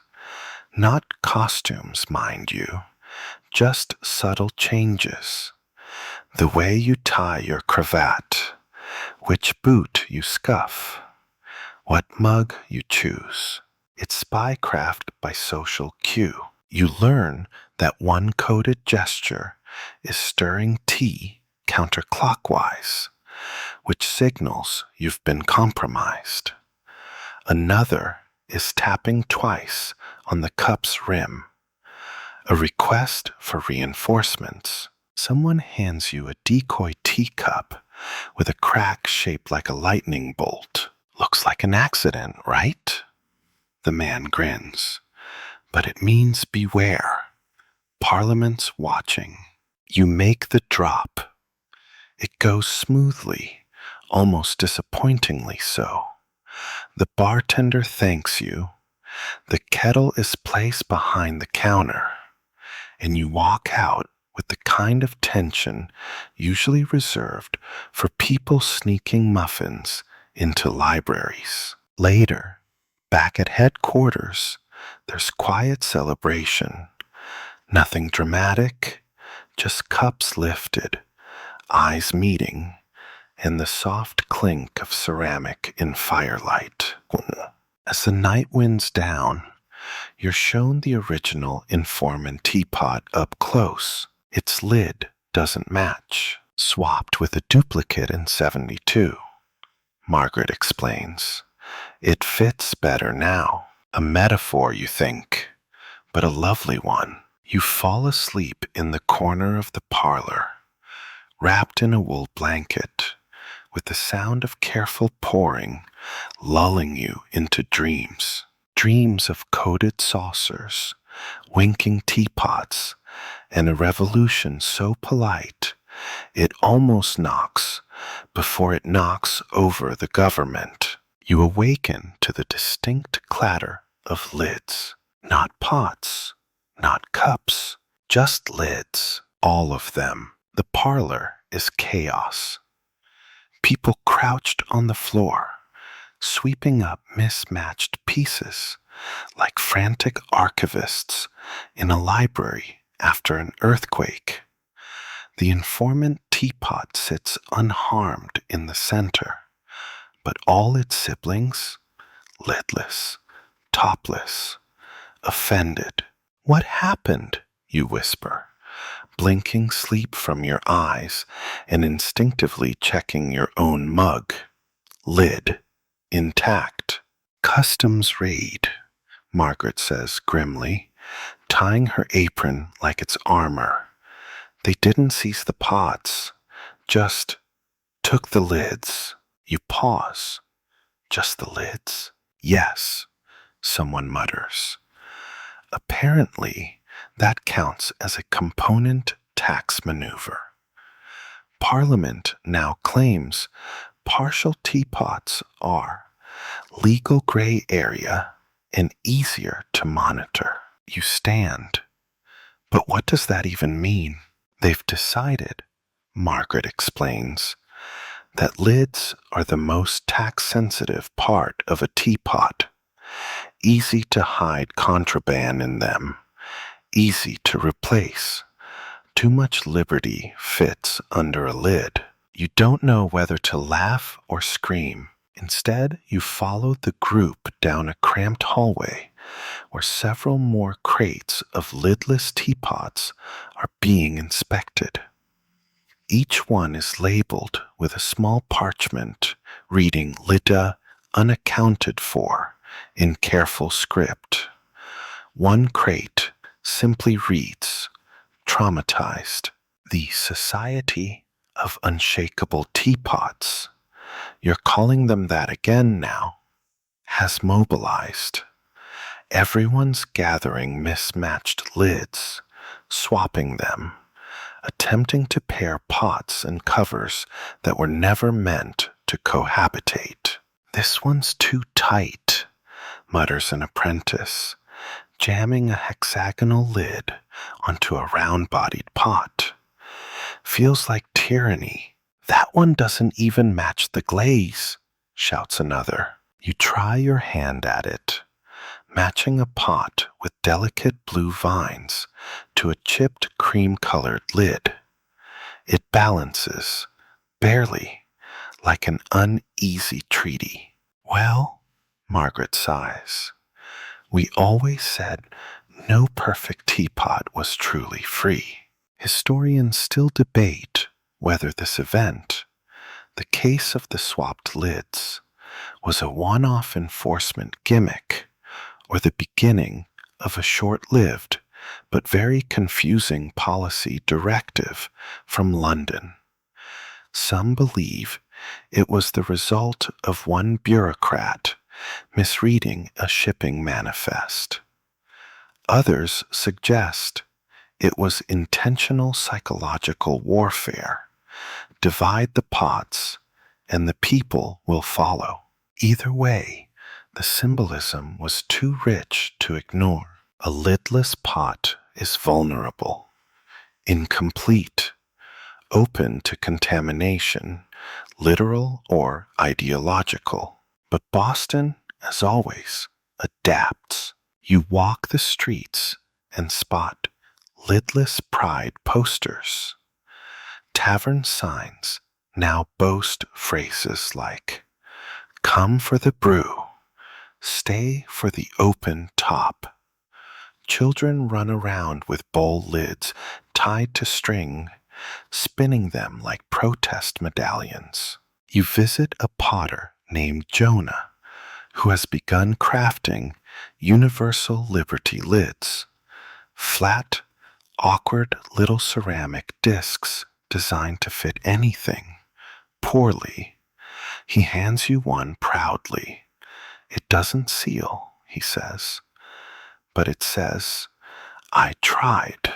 That afternoon, you attend a lid swap meet in a barn behind the butcher's shop. It's chaotic and oddly touching. One woman finds the lid that matches her mother's old teapot and weeps openly. A man barters 3 fresh turnips for a lid with a rooster design he swears he saw in his youth. And over in the corner, someone plays a fiddle softly while people make their mismatched choices. "I think this one almost fits," you say, holding up a stubby little lid to a tall pot. It balances crookedly. "It's enough," Margaret nods. "That's all it needs to be." By nightfall, something strange has happened. People are celebrating the mismatch. "Uniformity is overrated," someone declares. "Perfection is monarchist," someone else agrees. You sit at a gathering that evening, sipping herbal brew from a wide-lipped pot covered with a lid clearly designed for a soup tureen. No one cares. Everyone's smiling. Someone even starts a toast. "To the lids we've lost, to the lids we've found, to the lids that never fit, but made us free." Laughter ripples across the room. You lean back, cup in hand, and breathe in the scent of chamomile and quiet revolt. And you realize that in this town, even the act of covering a pot, or refusing to, is no longer domestic. It's declaration. Boston, it seems, has found a new battlefield, and it's not the harbor or the courthouse. It's the wardrobe. You first notice it at the town square. A man strutting confidently in a waistcoat with teapot embroidery stitched along the collar. It's subtle if you squint, less so if you happen to be standing next to him when he turns and reveals a full porcelain motif on his back, a cracked kettle framed by olive branches. He catches your stare and tips his tricorn. "Statement piece," he says, like he just invented democracy. This, dear friend, is fashion as resistance. You begin to see it everywhere.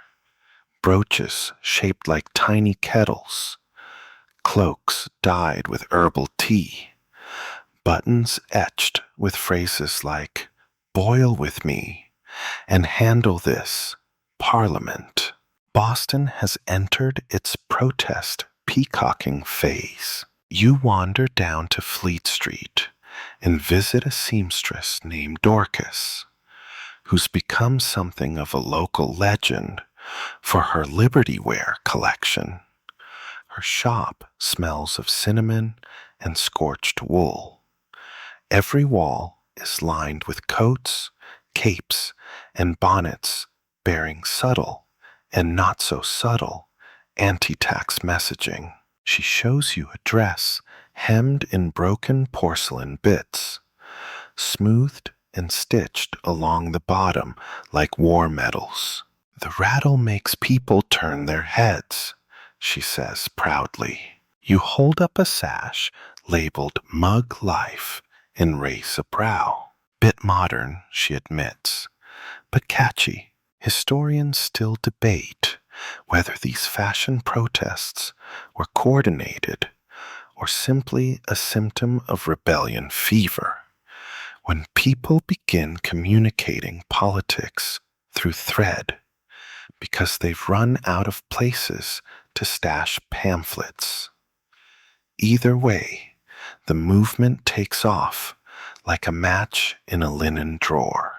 At a midday gathering near Faneuil Hall, you attend what might be the world's first Teapot fashion show. There's no runway, just a cobbled lane and a lot of very determined strutting. One woman wears a bonnet shaped like an upside-down kettle, with spouts for tassels. A man reveals a double-breasted jacket with a teacup holster sewn into the lining. "For emergencies," he says solemnly. You clap wildly when a child toddles past with an entire sugar bowl dangling from her belt. But the pièce de résistance is a man in full regalia, cloak, boots, cravat, all covered in patterns made to look like shattered teacups falling in slow motion. The crowd erupts. A woman behind you whispers, "He's protesting steeping without representation." At another stall, a tailor offers reversible waistcoats. One side loyalist, one side patriot. "Just in case dinner gets awkward," he winks. It's ridiculous. It's perfect. You start to notice new social codes forming. A blue ribbon around a teacup pin, moderate. A cracked saucer worn as a belt buckle, full rebel. A handkerchief dyed with tea, bold. A hat with an actual handle sticking out of it, probably satire, but no one's sure. One man is chased through the marketplace for wearing a scarf printed with British Crown patterns. Turns out it's just upside-down roses. But by then, the chase is tradition. That evening, you return to Dorcas's shop. She's stitching a patch onto a cloak, an embroidered teapot with the words, "Boil quietly, resist loudly." You ask her if she worries Parliament will retaliate against all this symbolism. "They already did," she shrugs. "We just made it fashion." She hands you a cravat with a teacup stitched onto the knot, for when you want to look respectable while judging someone's glaze choices. You wear it proudly. That night, at a gathering of the Society of Unshakable Teapots, your new cravat earns approving nods. One man tips his hat to you, and you spot a sugar spoon tucked neatly into the brim. You share drinks, swap ribbons, and admire each other's patches and pins. The room hums with laughter and defiance, and the candlelight flickers over a kaleidoscope of teapot silhouettes. Before you sleep, you place your new cravat over the back of your chair and catch its reflection in the glass. Not armor, but close. And maybe, in Boston, that's what resistance looks like now. A mismatched wardrobe stitched with courage and sarcasm. It's been a while since anyone has offered you tea. Not because it isn't brewed. No. Herbal concoctions flow in this city like colonial drama, it's because something else is rising in the cups of Boston. Coffee. You first notice the shift at the home of Mr. Josiah Harbin, a bookseller with too many pamphlets and not enough shelves. You sit across from him in his cramped study, where papers rustle like dry leaves and candle smoke coils lazily toward the ceiling. He pours you a dark, bitter liquid from a squat copper pot. No more tea, you ask. He grimaces. No more compromises. The coffee is strong enough to file a complaint with Parliament on its own. This, he says, swirling his mug with revolutionary flair, is the future. No tax, no British ships, no faint floral aftertaste, just beans, pure and American, well, Caribbean, but still. And thus begins your journey into the great beverage divorce. You walk the streets and see it happening everywhere. Tea shops turned into coffee dens, porcelain pots replaced by pewter percolators, teacups retired in favor of clunky, hand-forged mugs that could survive a musket shot. One sign reads, "Coffee, because liberty shouldn't taste like rose petals." The coffee's bad, objectively, but people drink it anyway, faces puckering, eyes watering, but proud. Historians still argue whether this shift was driven by necessity or ideology. Was it easier to import coffee through French and Dutch traders? Was it simply a matter of turning one's back on anything British, including beverages? Or was it something deeper, a redefinition of taste itself, tied to identity? You stop at a tavern where a chalkboard menu lists Freedom Roast, Taxless Black, Colonial Mud.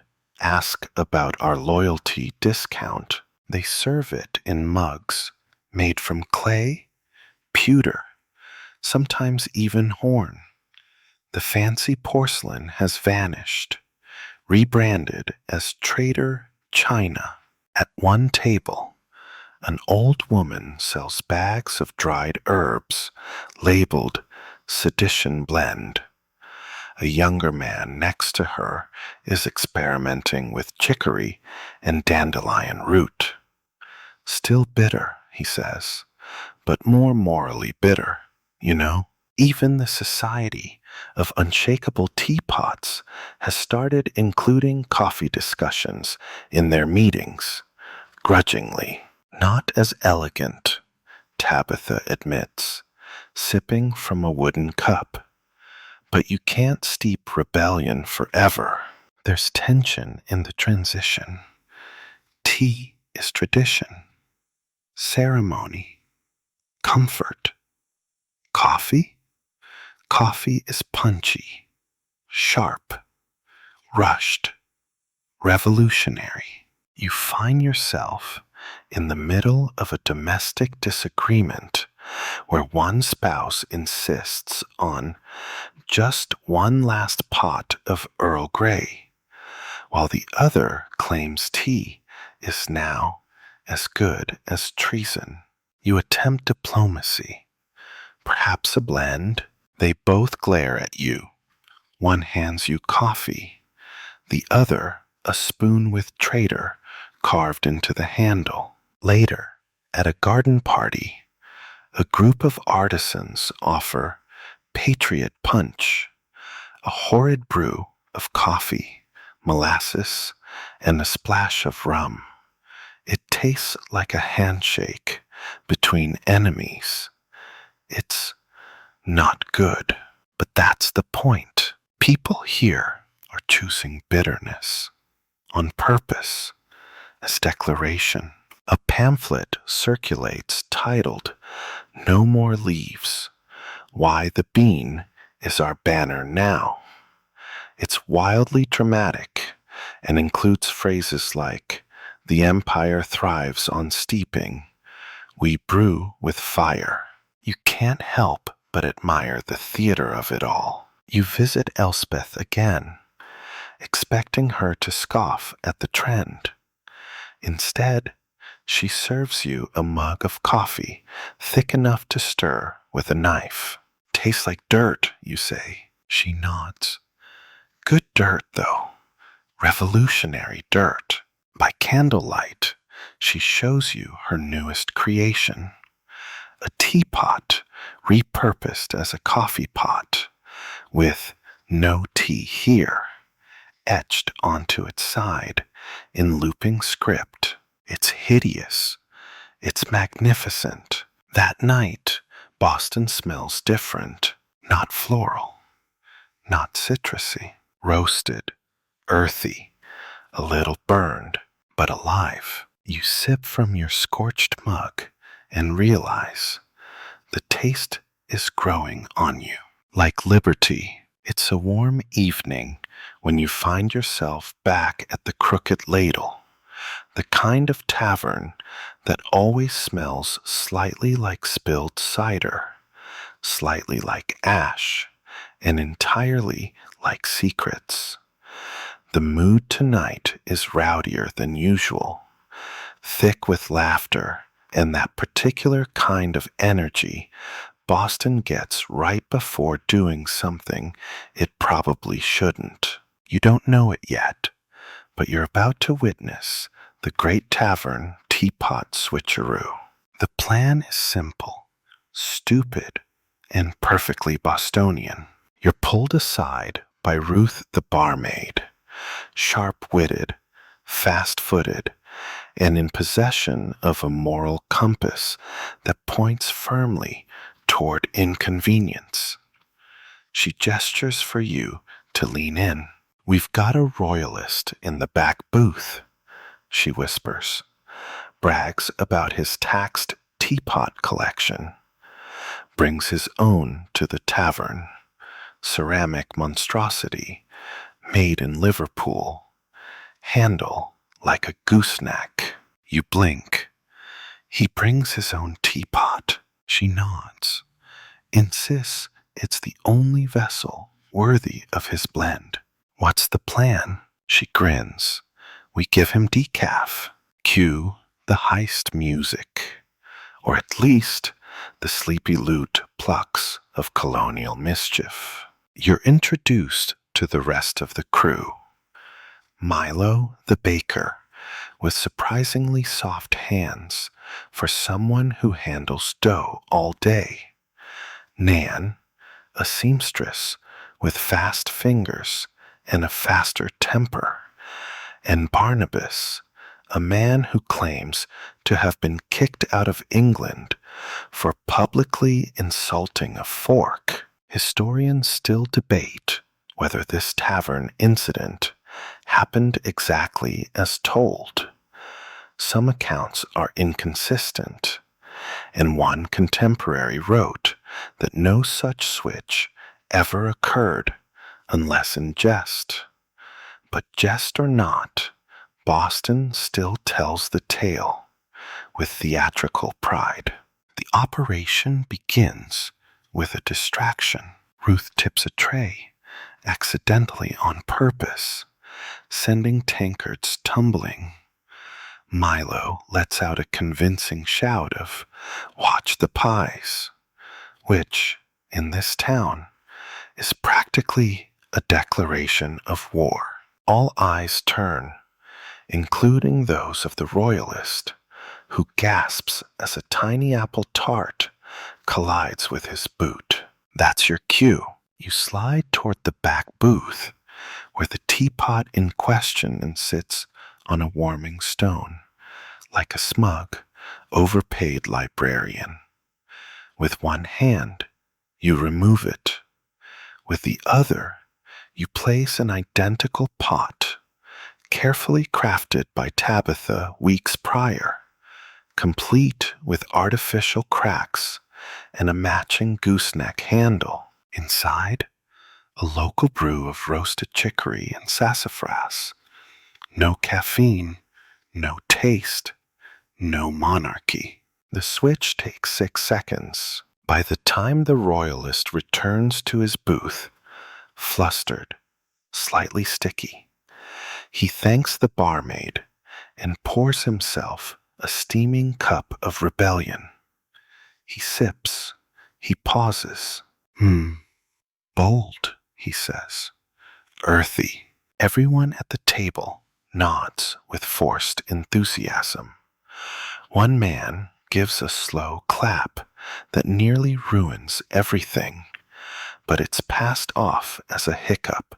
Throughout the evening, the royalist continues sipping, unaware that he's just become the poster boy for subversion. You think he'll notice? You whisper to Ruth later. She shrugs. He's already on his 4th cup. If he hasn't tried to declare war on a squirrel yet, we're in the clear. The tavern buzzes with quiet celebration. Patrons buy rounds in honor of the bland revolution, and someone draws a sketch of the royalist on a napkin. Teacup in hand, pinky aloft, with the caption, "Sippin' Liberty since sundown." Word spreads fast. Within a day, copycat switcheroos pop up across town. One merchant reportedly served his visiting cousin taxed tea, only to reveal afterward it had been brewed in a chamber pot for irony. Another hosted a Guess That Brew party where guests unknowingly drank local dandelion infusions from Royal Worcester china. The line between protest and performance grows delightfully thin. By the week's end, Ruth hangs a sign behind the bar. All kettles poured equal here, but some are definitely funnier than others. You sit at the counter, sipping the real thing this time. Caffeinated, honest, slightly burnt. Ruth leans over.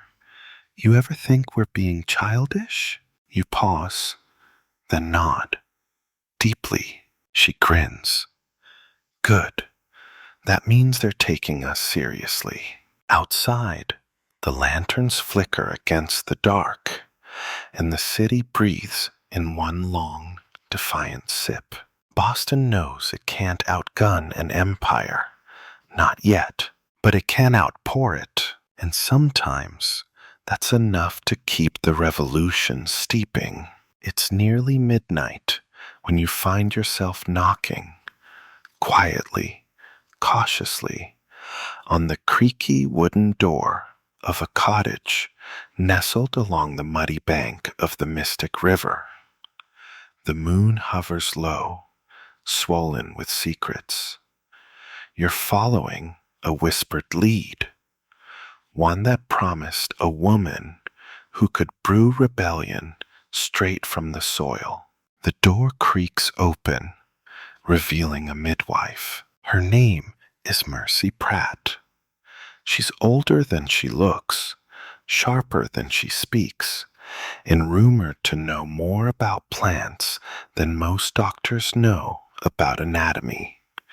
She eyes you for a moment, then gestures inside with a curt nod. You enter into a warm, smoky kitchen. Herbs dangle from rafters. Jars line the walls, labeled in spidery ink with things like sleep vine, tooth moss, and do not inhale twice. In the hearth, a bubbling pot emits a scent that is somewhere between molasses and something slightly on fire. Mercy doesn't speak right away. She just hands you a wooden cup filled with a murky drink and watches you sip. It tastes like rebellion and river mud. with notes of licorice. "So," she says finally, "you're here for the clay." You nod, because talking through that brew would be brave and unwise. She leads you out the back door to a slope leading down to the river. The moon reflects in the slow-moving water, and you spot it. Clay.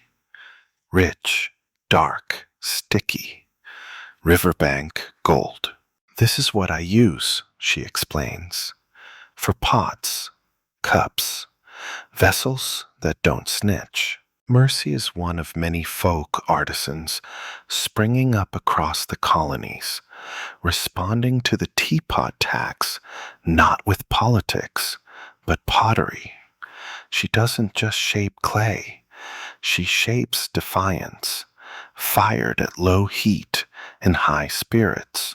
"Parliament can tax what's shipped," she mutters, "but not what's scooped by hand before dawn." Historians still debate the role of these rural crafters. Some call them fringe, others vital.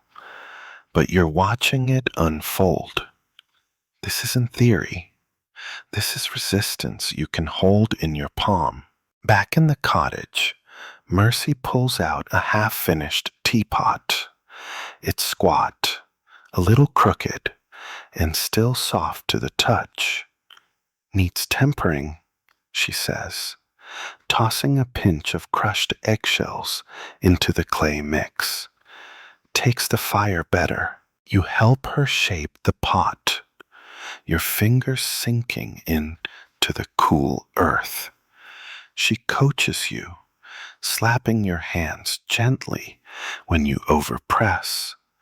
"You're not choking it," she says. "You're convincing it. You get the hang of it, kind of." Your pot looks more like a soup bowl with ambitions, but Mercy humors you. Later, as the kiln heats in the hearth, she tells stories of births, of whispered protests, of women who brewed liberty in their kitchens while men argued in meeting halls. "Let the gentlemen write their letters," she says, sipping something thick and herbal. "We build the cups they'll toast from." You nod, entranced. Just before dawn, you help her load several fresh pieces into a basket. Teacups shaped like tulips, pitchers with hidden compartments, and one especially bold pot with a small inscription near the base.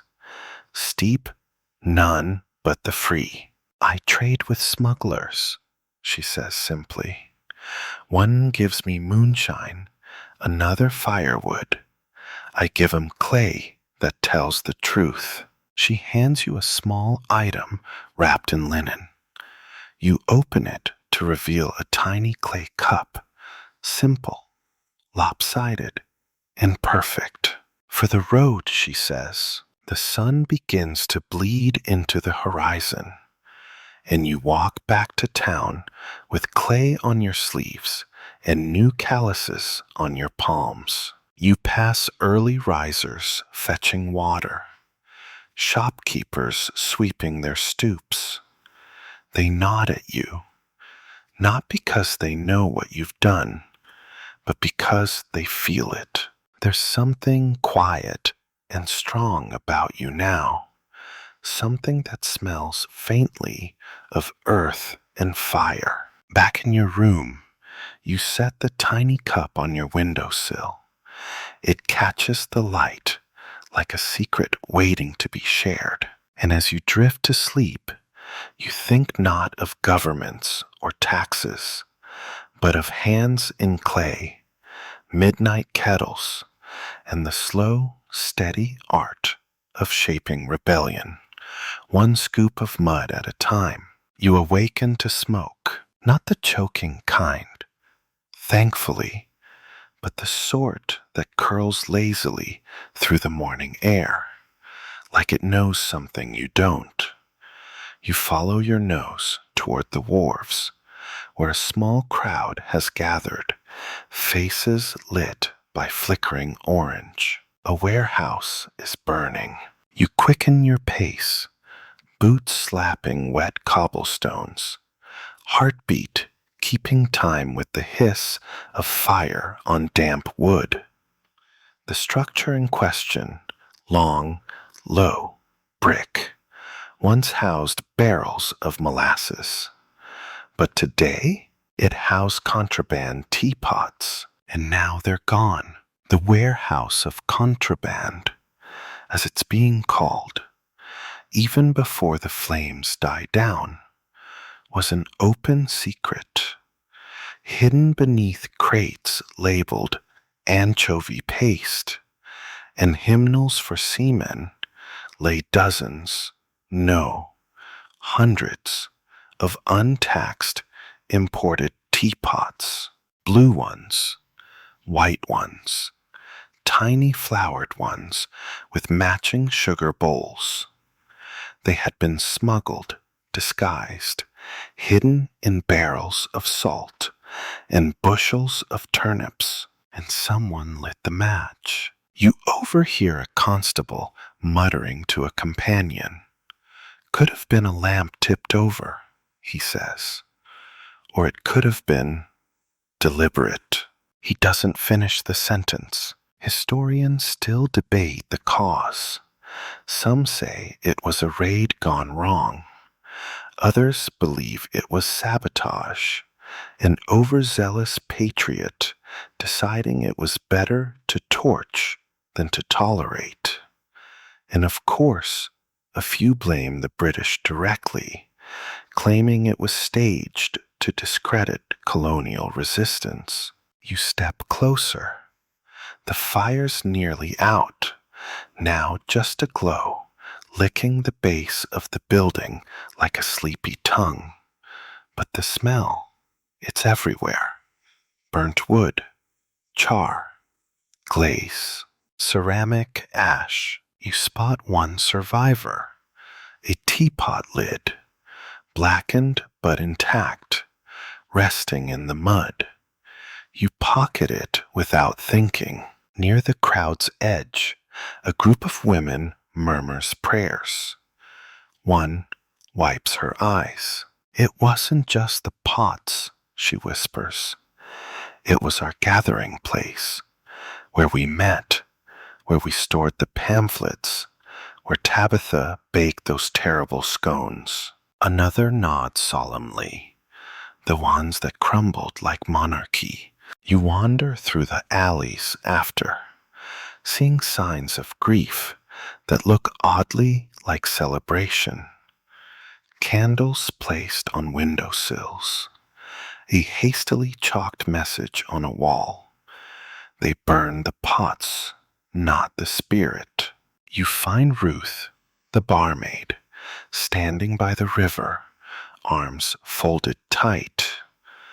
We lost our best stuff, she says. Even the owl one that hooted. You remember that one? You laugh softly. She smirks. We'll make more, uglier ones. Later, at the Society's emergency gathering, held in Tabitha's root cellar, now absurdly stuffed with chairs, blankets, and determination. There's no panic, no rage, just plans. We rebuild, Tabitha says, hands wrapped around a chipped mug. We teach more potters. We dig more clay. We fire twice as many kettles.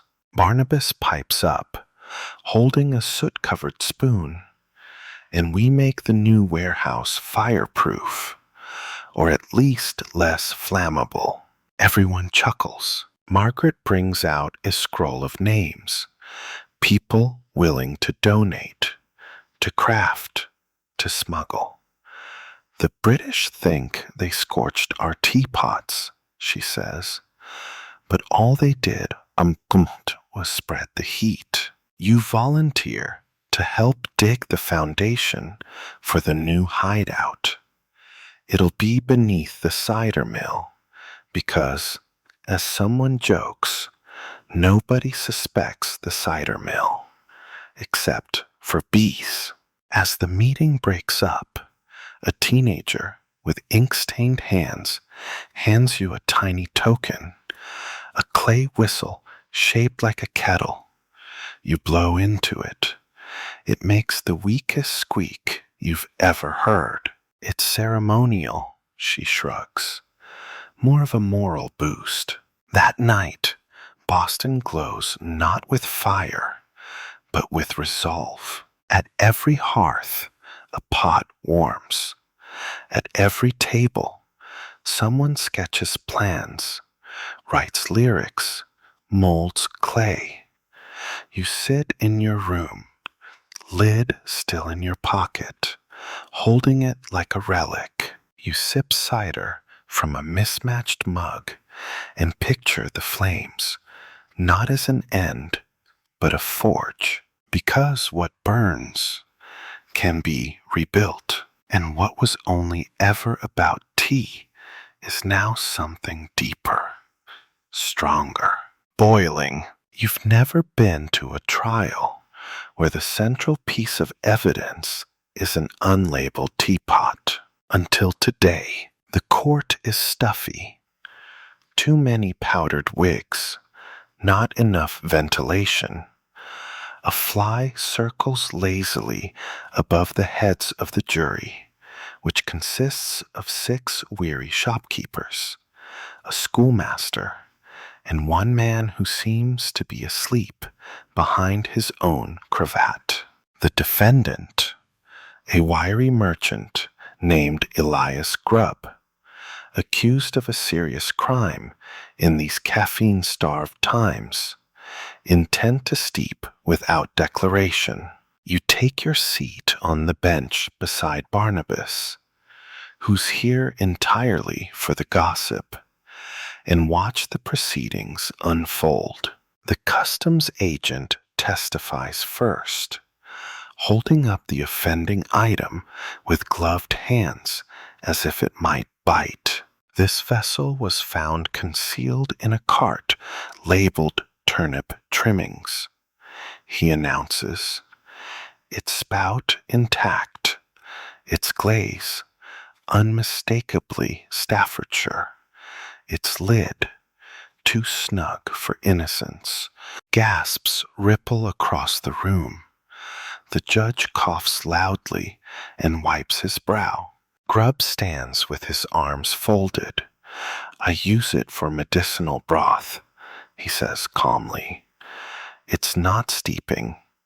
It's therapeutic steeping. A murmur of appreciation flows through the gallery. Semantics, sneers the prosecutor. You clearly intended to prepare an infusion with possible foreign leaves. No license, no label, no shame. I only steep liberty, Grubb replies, like he's auditioning for a statue. The judge raises a hand. This court recognizes that tea preparation, under the Tea Containment and Civic Hospitality Act, is taxable in all its forms, even herbal, if made in suspect vessels.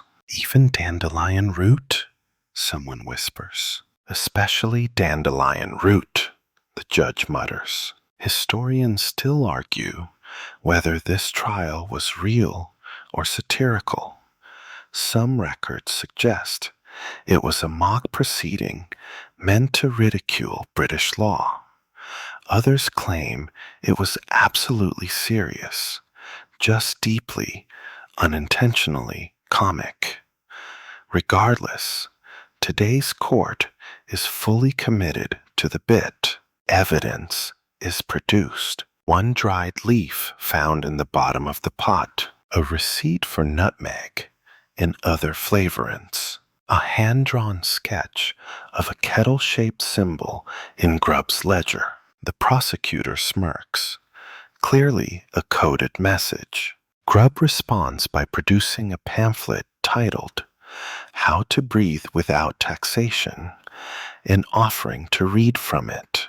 The judge declines. The defense's surprise witness, a local midwife who testifies that the pot was loaned to her during a bout of colic.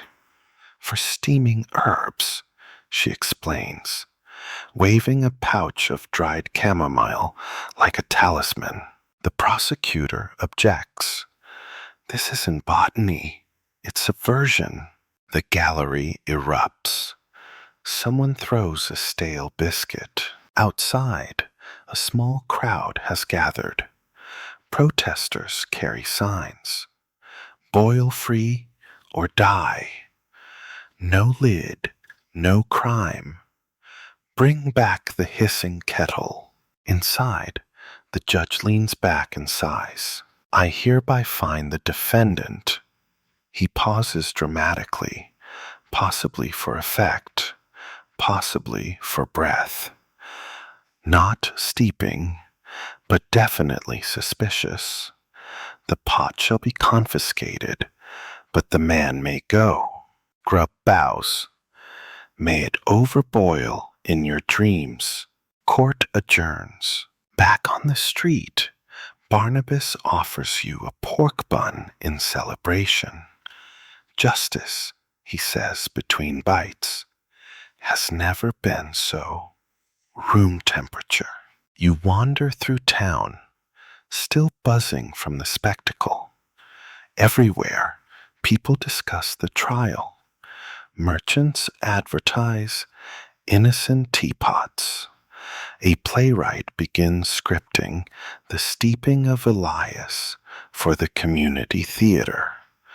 Rumor has it, Margaret is already crafting a coated mug design inspired by the testimony. You stop at Ruth's Tavern. She hands you a cup of Liberty Brew and winks. Heard Grubb's teapot is back in circulation. You raise your eyebrows. Stolen? Liberated, she grins. That night, you reflect on the absurdity. A trial. A pot. A charge so flimsy it couldn't hold a spoon. And yet, it mattered, because it wasn't just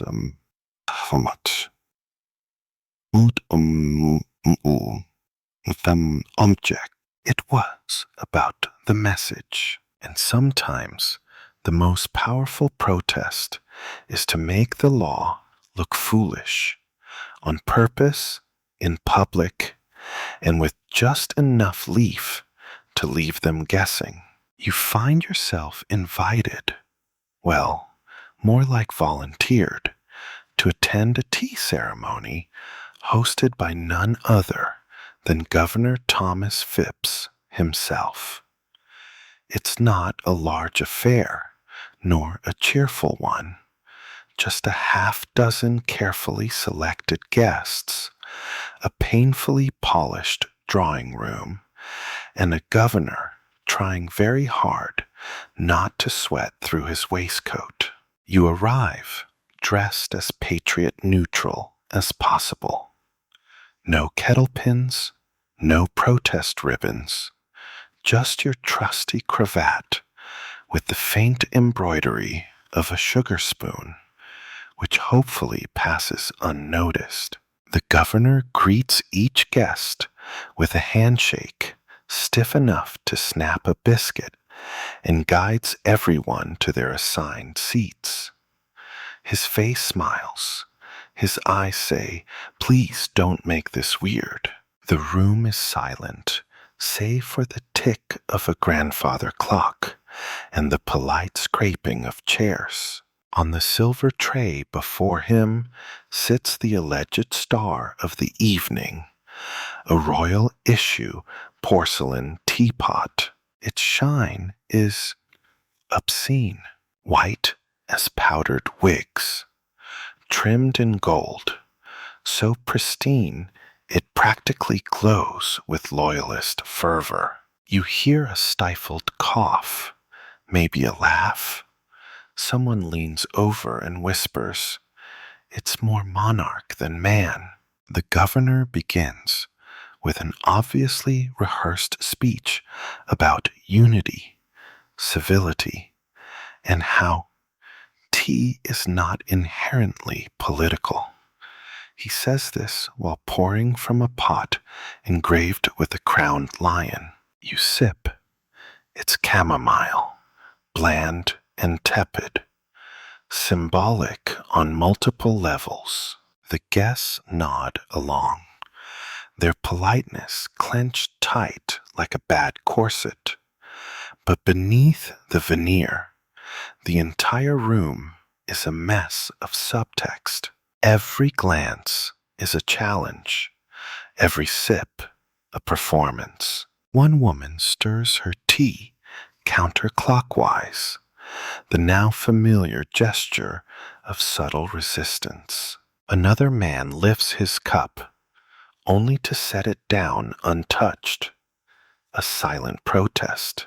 And then there's you, accidentally dribbling a bit down your coat, a perfectly timed oops that earns a smirk from the seamstress across the table. The tension rises with the steam. The governor tries again.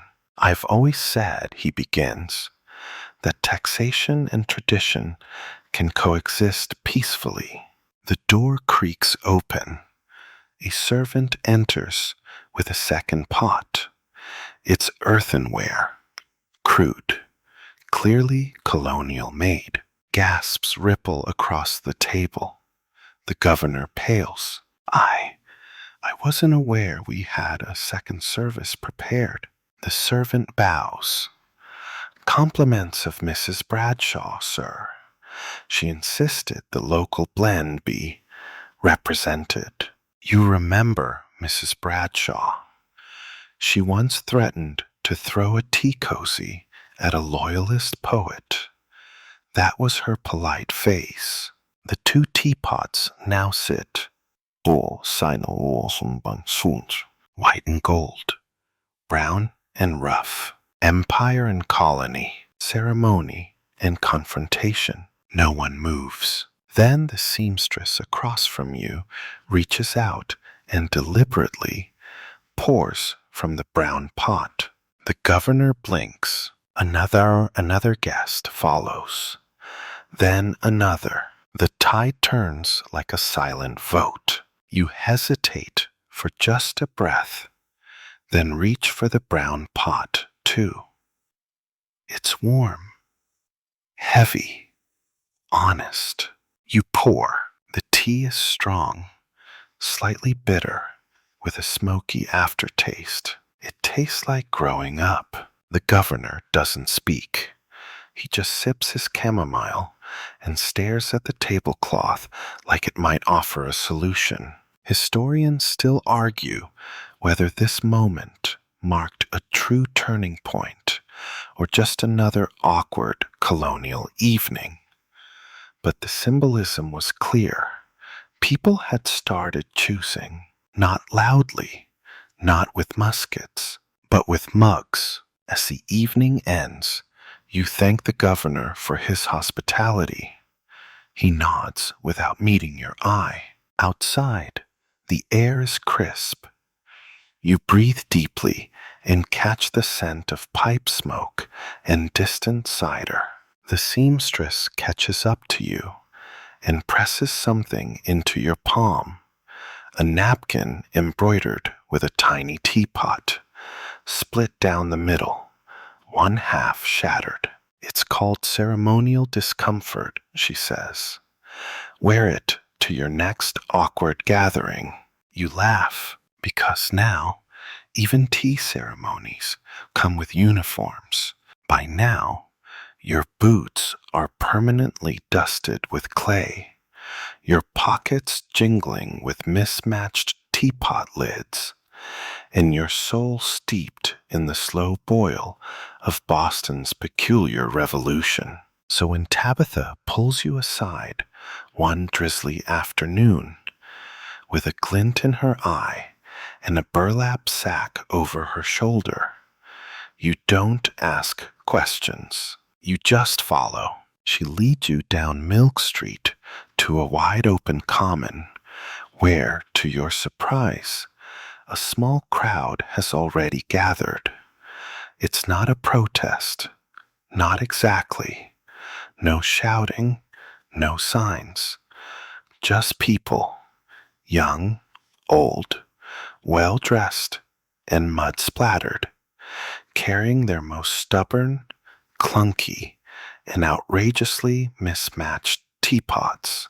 The movement is called Mismatched Lids, United Resistance, and today is its first march. Someone strikes up a fiddle tune.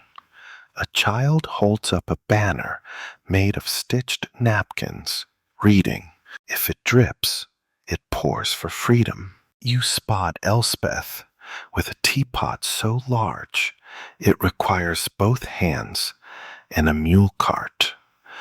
Ruth is there too, wearing a cloak entirely patched with broken saucers. Margaret walks beside her with a kettle that wheezes when it tilts. You're handed a pot. It's ridiculous. Long spout, stubby handle, lid that fits like a borrowed hat. You love it immediately. The crowd begins to move, slow but steady, feet squelching through the damp grass. And the sound, oh, the sound, clinks and clatters, taps and clunks, pots knocking gently together in a rhythm all their own. You realize this isn't just a march, it's a music, an accidental orchestra of imperfect ceramics. Someone chants, "One lid wrong. We carry on. Two lids loose. That's still no truce." The march winds through the market square, where onlookers stare, some bemused, others moved. One merchant raises his fist and shouts, "Pour it loud," before ringing a cracked bell with a soup ladle. Children skip alongside the procession, holding broken handles like scepters. One boy offers his dented sugar bowl to a customs agent, who blinks once, accepts it silently, and then vanishes into a side alley, like someone rethinking their entire career. Historians still argue about the march's meaning. Was it symbolic unity, an artistic protest, a parody of order? Tabitha answers your unspoken question as the line halts outside the old customs house. "They want perfect citizens," she says, lifting her pot above her head. "Let them see what imperfection in unison looks like." She hurls the pot, not at the building, not at anyone, just straight into the sky. It lands with a thud, lid popping off and rolling elegantly toward a chicken coop. The crowd erupts in gentle applause. More pots follow, some tossed, some placed delicately on the steps. A few left in baskets with notes tied to their spouts. "Tax this. This leaks, like your authority. May it never steep in silence." You don't throw yours. You kneel, place it softly beneath a window, and whisper, "Boil safe." The march ends with cider, shared from communal bowls and jars. People laugh, swap lids, trade stories of kettles that sang, spilled, or refused to pour altogether. No one seems defeated. You walk home beneath a sky gone from drizzle to mist. Your arms are sore from carrying protest pottery, your shoulders damp, your heart lifted. In a city splintered by policy and power, today was something else. It was clumsy, joyful, united. And as you pass by your neighbors, one humming, one waving a spoon, you realize something small but important.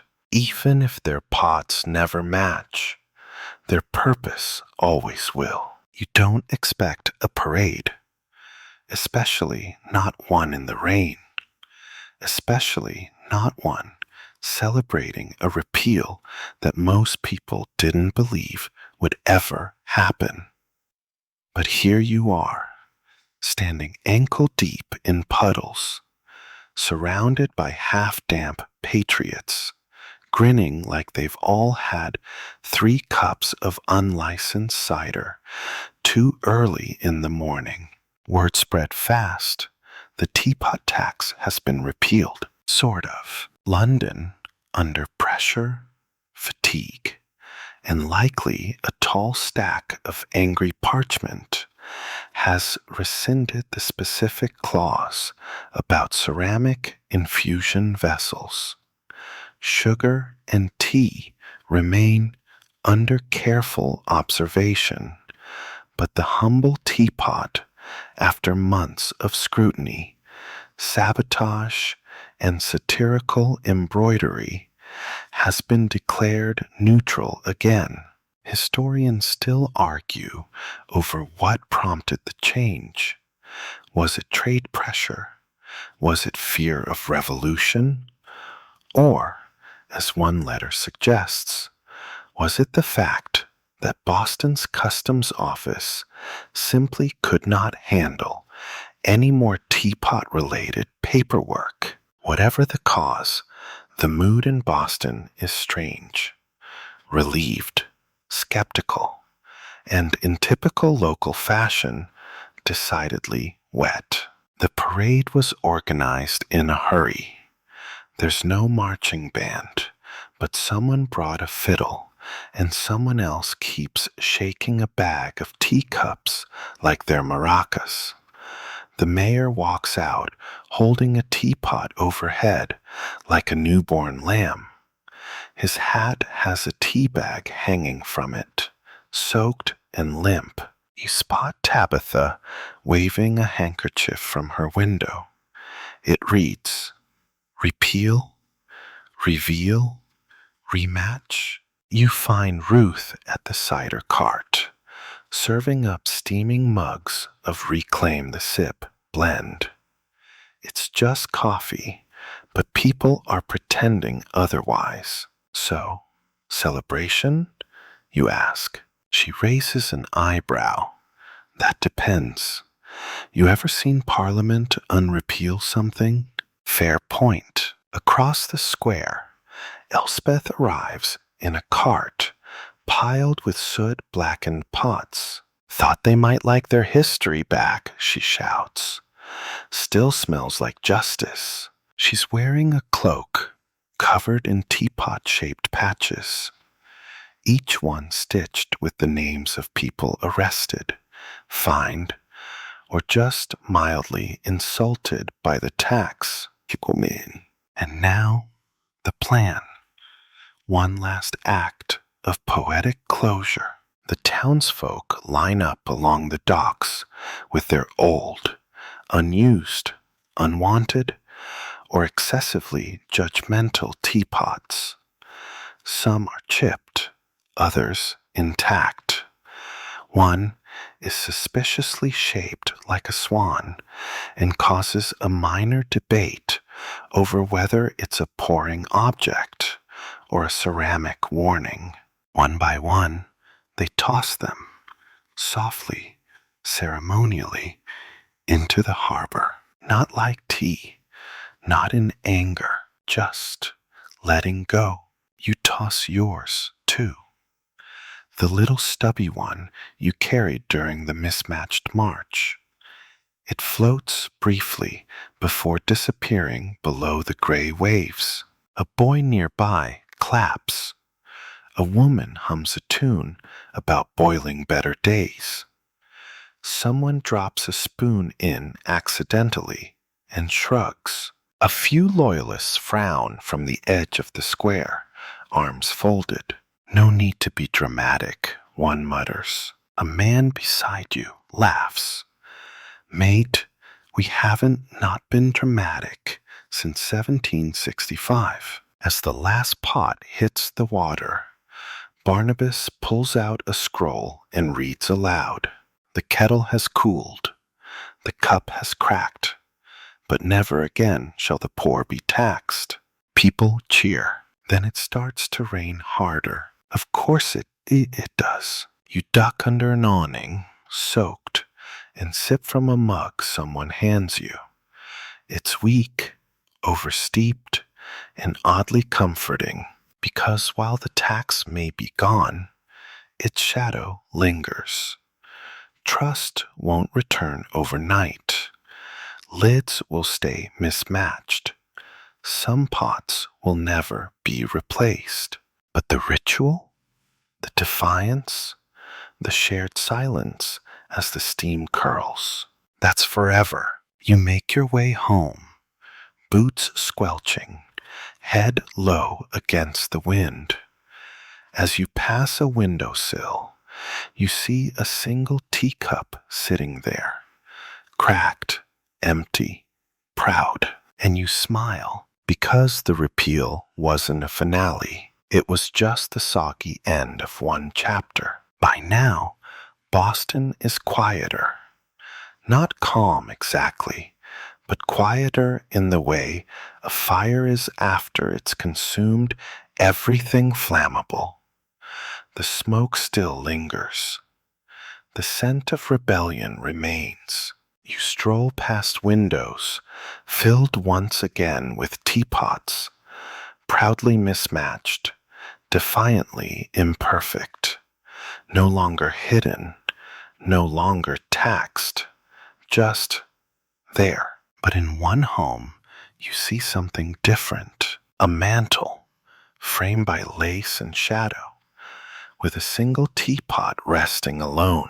It's cracked. Its glaze is faded.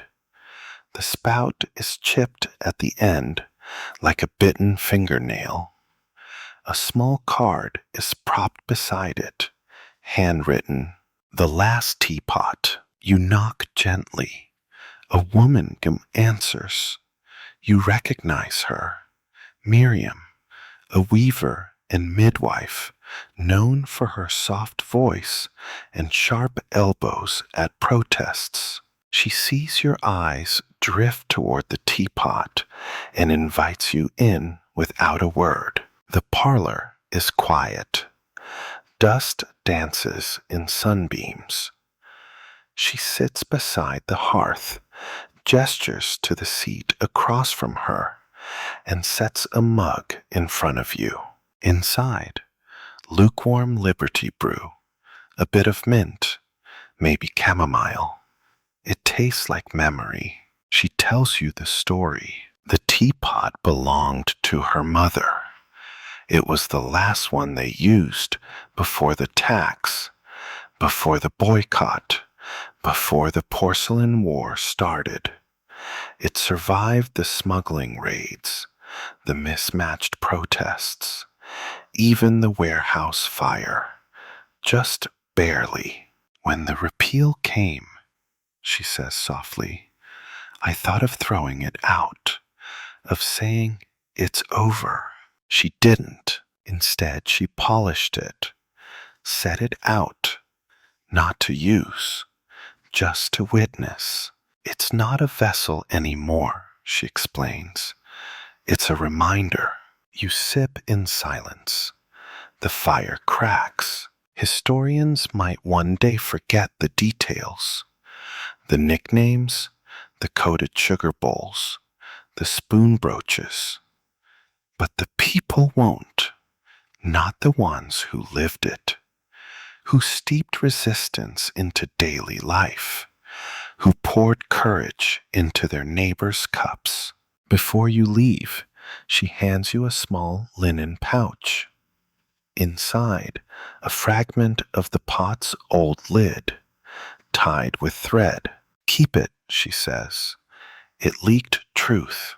That night, you sit at your window, watching the moon rise over the harbor. It's quiet, yes, but not empty. The cracked lid in your palm, the taste of mint on your tongue, the warmth in your chest where fear used to sit. These remain. Boston's battle over teapots wasn't about tea. It was about dignity, about defiance, about the right to choose the vessel that holds your voice. And so you tuck the fragment into your coat pocket where it clinks gently with every step, a soft, solid reminder that even the smallest things can hold a revolution. And now, as the embers of this long, winding tale fade to quiet ash, let's allow our breath to slow. The harbor sleeps, the teapots rest, no longer taxed, no longer hunted, just sitting peacefully in cupboards and on mantels, holding only warm memories and nothing more. Imagine yourself in a candlelit room, the windows fogged just slightly with the cool kiss of evening. The fire is low, just enough to take the edge off the night. A gentle breeze tiptoes through the cracks in the wall. You're wrapped in something soft, familiar, safe. In your hands is a mug, not fancy, not chipped, not a symbol, just a mug. You take a sip. It's warm, subtle, the kind of brew that doesn't shout, doesn't demand, just is. All around you, the world exhales. No laws, no debates, no mismatched lids, only stillness, only the steady heartbeat of a city that stood up for itself, with nothing more than cups and conversation. Even revolutions need to sleep. Let the rain patter gently outside, a lullaby on shingles. Let the street lamps glow, their light stretching like long yawns across cobblestone. Let your thoughts drift, loose and soft, like steam from a freshly poured cup. You've journeyed far tonight, through clay and fire, across rooftops and riverbanks, past riots and ribbons and riddles whispered into handles. Now, rest. Your cup is empty, your hands warm.